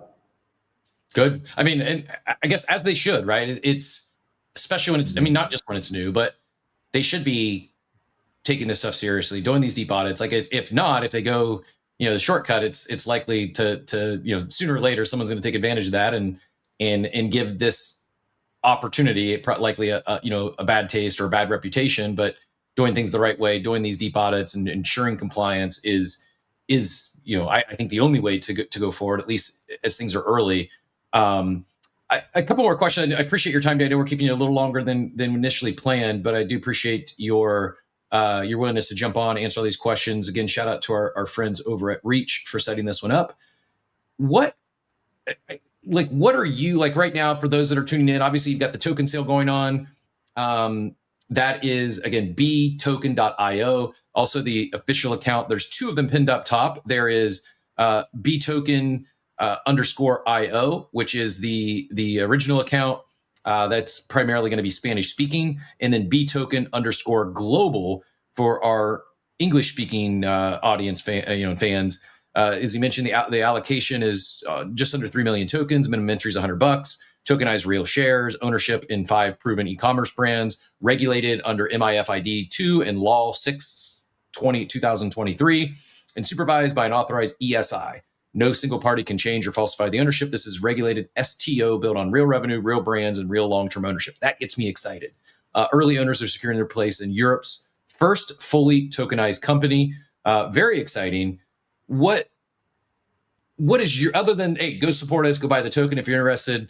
What else? What is your ask? Other than that, are you outside of the token sale? Are you raising? Are you hiring? Are you looking for partners? If someone's listening in, they got excited about this from whether conceptually or really excited about your family of brands, where else might they be able to participate, or what are you looking for? Yeah, our first goal is create a community, and our second goal is make a capital increase for push our growth, because it's really hard for me, or it's a headache that we cannot cover the annual sales. And I don't know how do we explain this feeling. Got it. So the community side, where do you have a Discord, a Telegram? If they wanted to join the conversation, if they had follow-up questions, is it your X account? What's the best place for those that are interested in jumping in that community? Where should they go, or what should they look for after the show today? Yeah, I think that the best place it's Telegram. Okay. And the reason why we want to create a great community is, for example, if you want to develop a new item and you have feedbacks from your customers that they invest in the company, wow, maybe you will create a really good items. How much of your, and I mean, maybe too early to tell for sure, but how much do you expect the token buyers, the pre-sale participants, how much of that do you expect to come from your existing fan base, your existing customer base, versus how much do you expect to come from the crypto natives? I'm guessing it's like early on will be a lot of crypto natives, but I'm curious, and you're like, what do you think will happen, and then what's your ideal outcome? Just specific to the token pre-sale, if you were to put a percentage on it, how much of that do you think will come from your existing, we'll say Web 2 or existing customer base, existing fan base, compared to the crypto natives who are hearing about BeToken from, like, whether on this show or other, on X or other, other media outlets? I think that 80% from the investment at the moment comes from people that comes from Web 2. But when I create, I thought that 90% from the investors comes from Web 3. Why? Mm-hmm. Because we create all this BeToken, and we convert all the equity from the company in security tokens. Because I invested in Web 3 during long time, and I'm maybe not very, but a little, maybe very. I'm very tired to see many projects.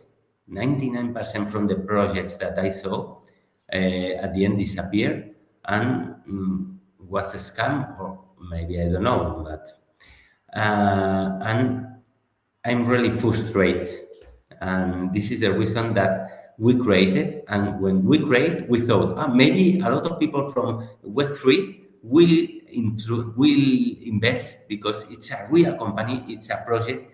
And this is the reason why I tokenized my company, the shares from my company, because the people, the lawyers, when I start to check it, they told me, oh yeah, you can go to Switzerland and you can make it in less than 3 days. No, I want to tokenize my company. Yes, but it's really strict because the regulator in Spain is really hard to pass.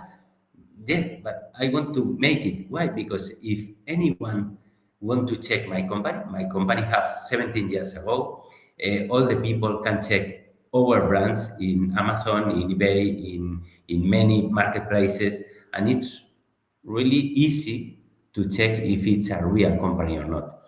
If you create a new company, the people can think that it's a scam. Yeah, no, I again appreciate you doing it the right way, and I too would have expected the same. I would have expected like 80-90% crypto natives, Web3. I think it's exciting that a lot of your existing, I mean, it speaks to the power of your brands, right? If you got a customer base that is not crypto native and yet they want to participate in this, I think that's a really good indicator of that support. And I'm guessing those are also people who they're probably not looking for some sort of quick flip in days or weeks or a month. Rather, they see this as an opportunity to be a part of, to own, tokens and by proxy equity in this family of brands. They like their products. They're active customers or active users. And I do think this really will play into loyalty and goodwill and brand awareness as we move forward. I'm rooting for not just BeSelf and BeToken. I'm rooting for any other businesses and brands that to go forward with this approach. I think it really is a new vehicle that I'm hopeful and optimistic that more regulatory environments, more government agencies decide to get behind and support and help push forward. But we don't get here if not for leaders like yourself taking some big swings and doing things differently. So on behalf of all of us, appreciate you doing hard things and doing things differently and allowing your fans and supporters to be along for the ride. And best case scenario, fast forward another decade or another 16 years, they can look back like, wow, I was, not only was I a customer, but not only did I get like a loyalty program or some points that I could go redeem for other product, but actually be able to participate in the upside of the business that you're building is exciting for me. As a lifelong entrepreneur, I do genuinely hope we see more and more of this. And I guess that said, and this is the officer from the company. This is a real company. I love it. Beautiful office. Where you're in Spain now? Is that right? Where? What city? Where's the office? In Tarragona. It's 40 minutes from Barcelona. Okay. And this is the entrance from the company. Oh wow! Gotta have a slide. I love that. Someday I'll drop a video in the. I don't know if you're familiar with OtterBox, the phone case company. It's. Are you familiar with OtterBox, the phone cases? Yeah. So they have your office reminds me of theirs. They've got a really cool modern office in Fort Collins, Colorado. It's the only time I've been down a slide at a corporate office was the OtterBox headquarters. But your facility reminds me a lot of theirs. Love to see it. Appreciate the ad hoc tour. Albert, is there anything I haven't asked you this morning? Anything that you were hoping to share with our audience or hoping to get out there and make people aware of, whether it be about BeSelf brands or the BeToken or anything we haven't asked that you were hoping to share today? No, I think that I'm sure that it's the present or the future that all the people start to invest in security tokens because are more safety or I don't know, that invest in tokens that don't have anything. And if anyone have any question or anything else, they can contact to me directly by LinkedIn or by Telegram. It's really easy to find me. Awesome. Appreciate that. Where's the best place to find the link to Telegram? Is that on Is that on one of the X accounts, or where can we send people if they want to jump in Telegram and ask more questions or get more information?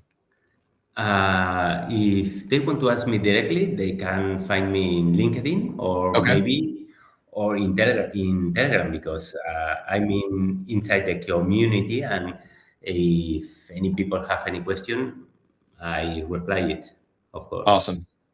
Awesome. Appreciate that. I will say X is having issues, Twitter outages, just the thing spiked up. I've seen a lot of people in the forum say X crashed on them. They can't get back in. So appreciate everyone powering through. Appreciate those that moved over to video this morning.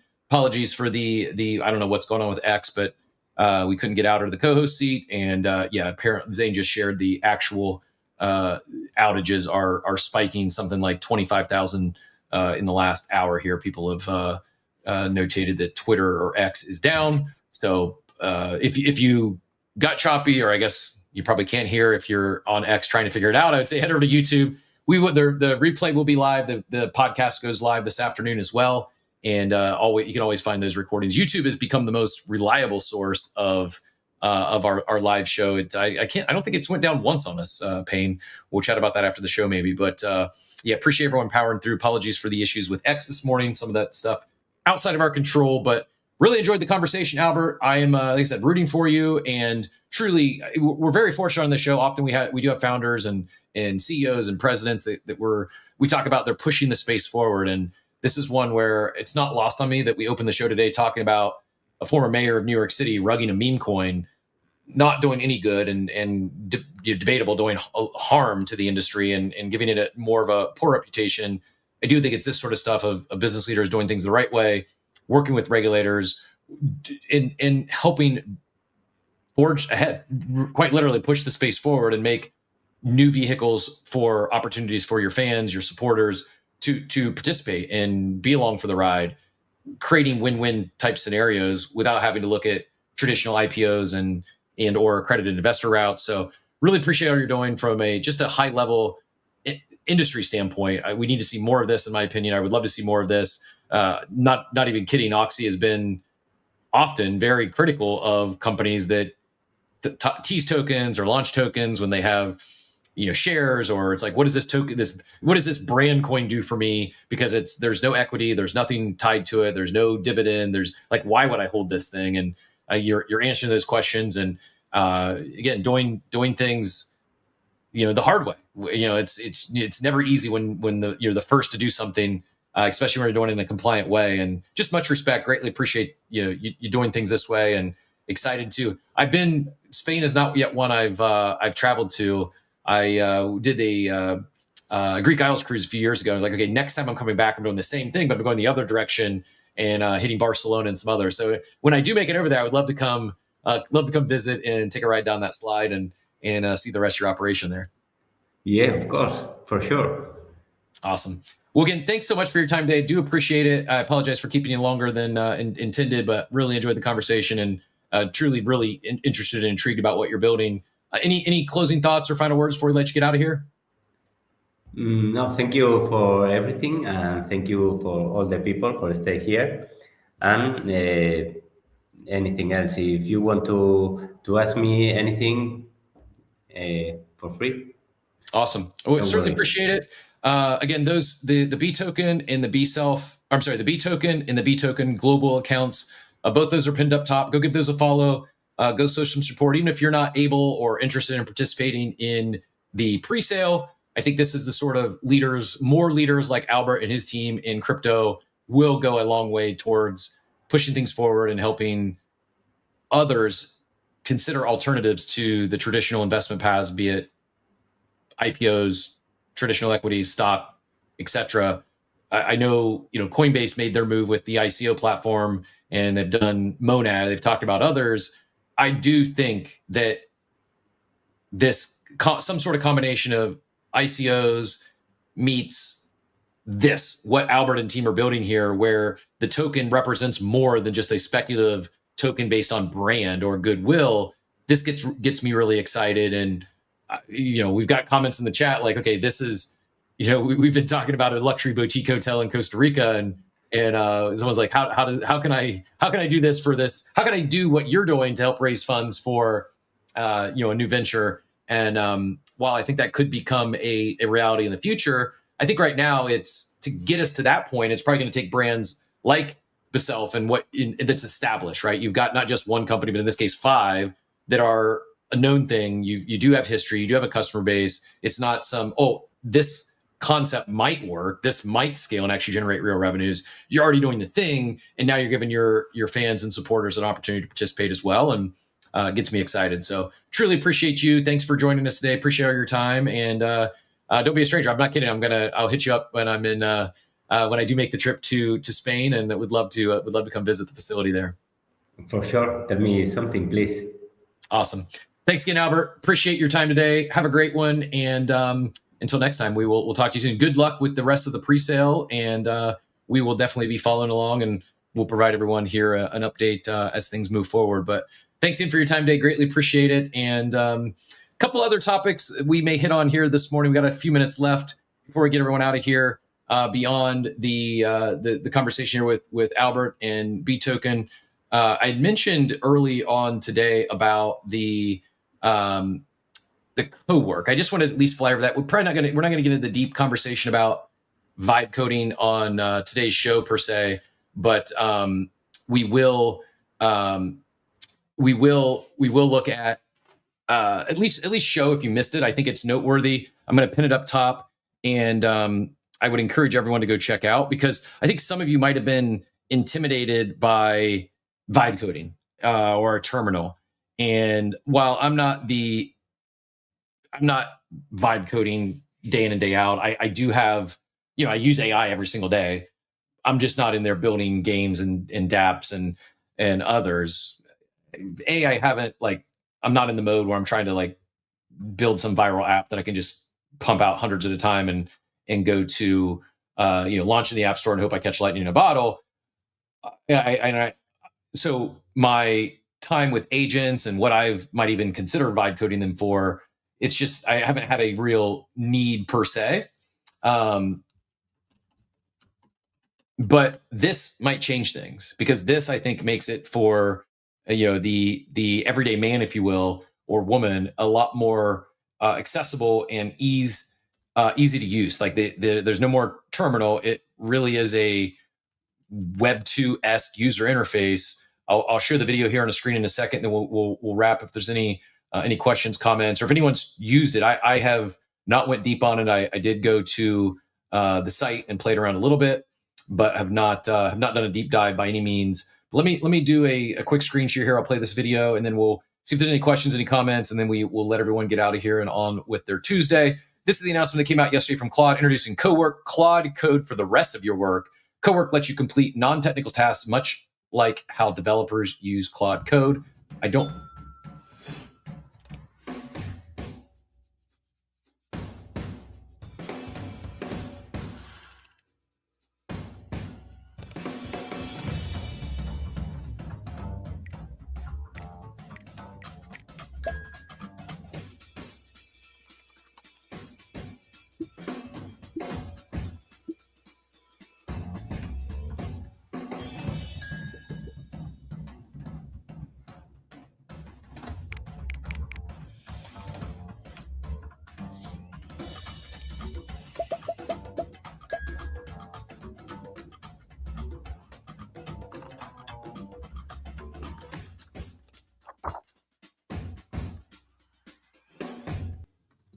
Pretty slick, pretty excited to experiment a little bit myself. I'm not sure if everyone caught that. I did pin it up top if anyone wants to catch the video or go experiment on your own. We will, I'm not sure when, but we'll probably do a deeper dive on vibe coding. I feel like it's sacrilegious not to, for as much as it has taken over what used to be crypto Twitter. Oxy, go ahead and get in here. And then if anyone else has any questions, comments, whether it be on Beself, on vibe coding, on the Eric Adams rug, anything we've talked about today, feel free to drop those questions in the chat or come up on stage here. We got a few minutes left. Oxy, go ahead. Yeah, so I've done a little bit of vibe coding, as is, if you're on CT, you have to, right? In some way, shape, or form. But this whole deployment that they're talking about, is it live? Did you say that? Yeah. I don't think it is live yet, right? I thought it was. No? It might be. I'll double check. Very well could be. Regardless, this feels like when people are talking about like agentic AI, where you can just ask it to do things and it'll just go ahead and do it for you. Obviously, with something like Cursor or Windsurf, which is like these vibe coding site or like programs that you can get on your computer, give them access to certain files, and then it can go through and encode things and like do things on your desktop. Mm-hmm. This feels much more agentic than anything that we've seen before. And what makes me excited about this is like previously you could like code something that would do this for you theoretically, but it was probably more complex than most people could work through. It was more I don't know, like technical or like code heavy to where like you really could screw up a lot of things. This feels like you're like exactly what you're saying, like the dumbed down version of vibe coding, where like even myself, who has no coding background, could like work through agentic things like it was kind of showing in that screen. So it's like setting up a site, helping prepare a deck. Like all those things were separate things before, and it seems like they're all coming together into one thing. And by the timeline and by what like me talking to people, it sounds like Claude is the front runner when it comes to this type of like agentic encoding models. So I don't know. I'm excited for this. I think this is going to be really interesting. It makes me want to get a subscription to Claude Code and just kind of see what's going on there. Yeah, I agree, and I think that might be part of the upgrade. I think you might have to pay to get access to Claude, to get access to this new feature. I'm not certain. I will share. I do think it's live, maybe not, but I see like here's an example from Chubby says, "This is the magic I've been waiting for. What AI can do." Quote, "There's a video of a squirrel somewhere in the folder. Convert it to an MP4. Anthropic did it. CUA will finally become useful. This is a historic moment." I mean, while that may be a silly example, this is my understanding. This is Claude Cowork that we just talked about that did this. He just, in using plain English, there's a video of a squirrel somewhere in this folder. Please find it and convert it to an MP4, and it did it. Like maybe a silly example. Like, and then you start thinking, okay, what else could I ask this thing to do? I don't want to say it's limitless, but man, the world is changing and it's going to change very, very fast. In fact, I saw another chart. Let me see if I can pull it up here. I will show you this because I think it really hit home and shows, Joey's going to love who it came from. I didn't realize it was courtesy of this individual, but the vibe coder himself, Frank Digod, shared this. That's where it hit my timeline. It says AI intelligence here right now. The lines up top, you can see dumb human. Slightly above that is Einstein, so the smartest, one of the smartest humans ever. We're all pretty close. AI today is somewhere between an ant and a bird. Then it'll hit a chimp, and in almost no time, it's going to go straight vertical and just simply be far more intelligent than any of us. And this is the other post here from Gout, who says 2026 is the year everyone realizes AI crossed the chasm from being a fun tool to a real way to 100x your skills, productivity, and output. And I couldn't agree more. Could you already do some of this today? Yeah, you could. It's for those of us that are here, like the tech forward individuals, those that are the early adopters, those that do experiment with cutting edge and early tech. It's now reached a point or very close to this point where if you can type, if you can speak language, you're going to be able to get these agents, these LLMs, to do almost whatever you can think up.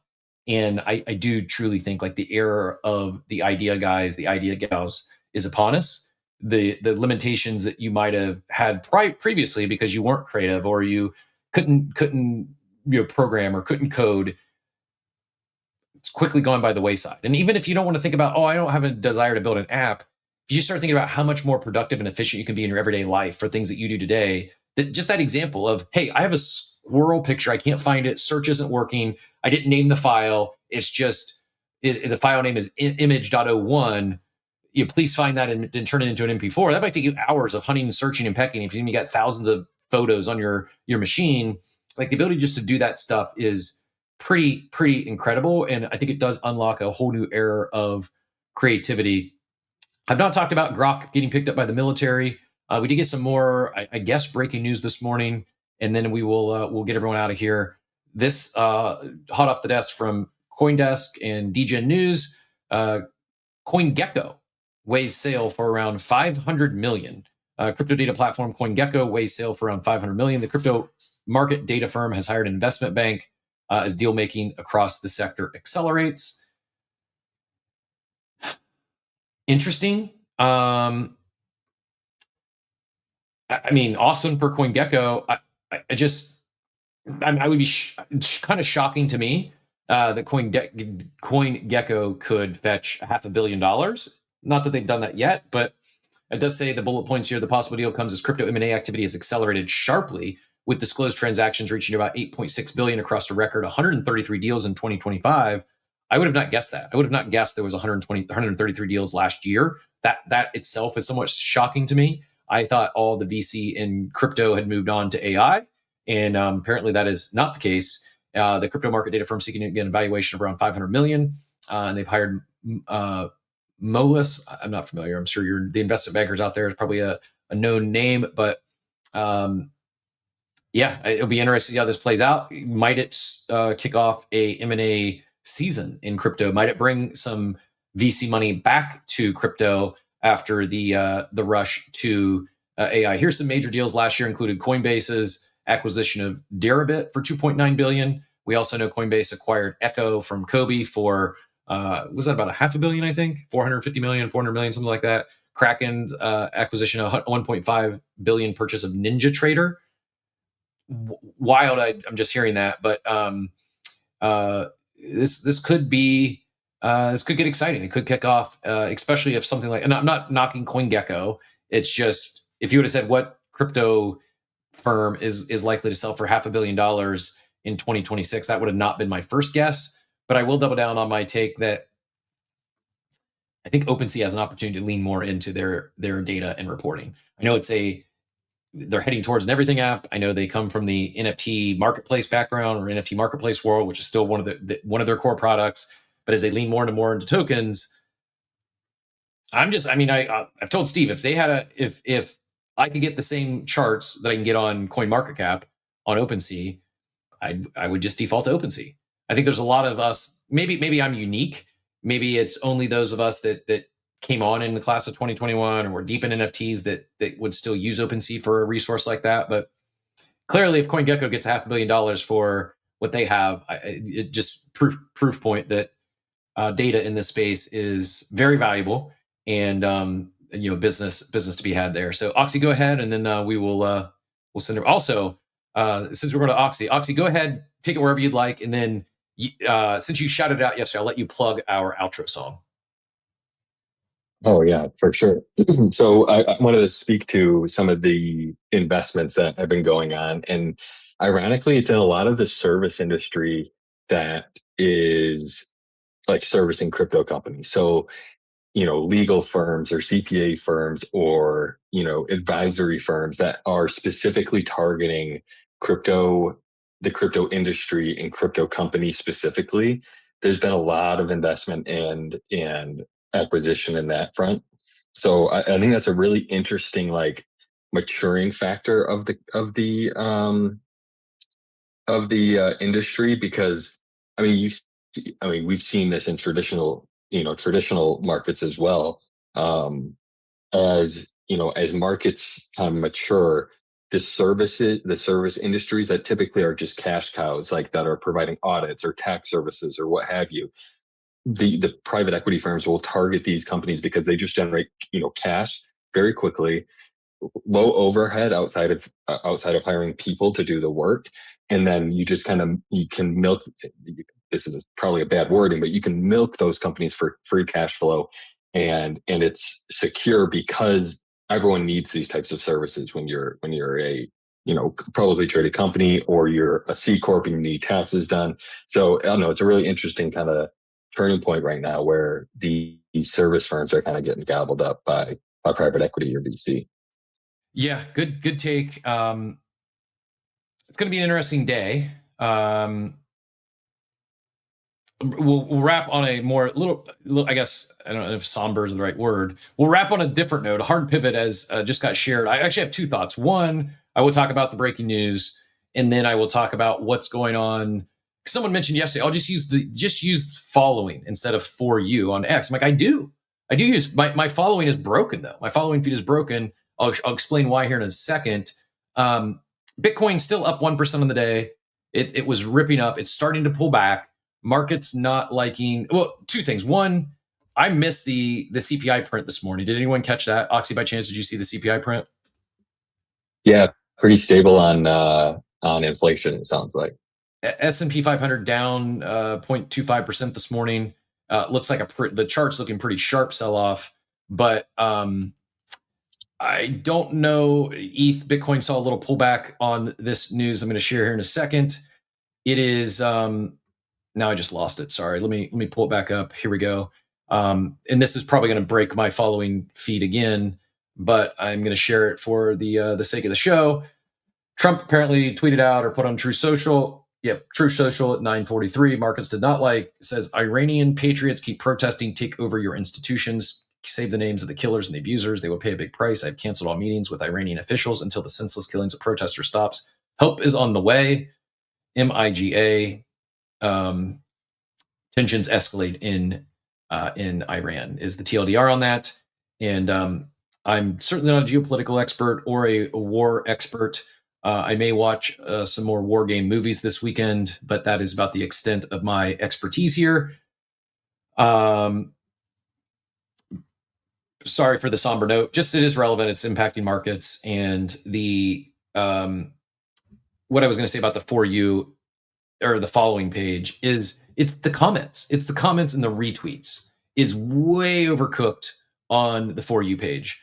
I posted an example, I think last night, of what, like, it took me a minute to realize what was happening, because I do often, if I notice it, if I'm mobile, I go to the following. I'm not looking at the For You page, but yet my following had become like a For You page. And why it is like, basically, while I don't see, like I didn't see Oxy's post yesterday. We comment, we engage. He's on the show almost every morning. I didn't see his thread he put on talking about the show yesterday, tag the account. I didn't see that until this morning. But yet, in what I did see on my following page was comments from other people that I follow. So anytime basically anyone that I'm following comments, here's two examples. This Angel I've never engaged with, not following, says, and this isn't even popular, it had 682 impressions. 19-year-old friends just discovered today they can select all text using Control+A. University students, future engineers. I do follow this I rule the world MO. It says we are so early. So that popped. That was one of the first things I saw in my following tab. And then I see this one. We're beautiful beaches and tax evasion. It wasn't even an English post. It was translated. And then this account, who I've never engaged with, I did check. I do follow this person. It says ja. I think it's like laughing in Spanish.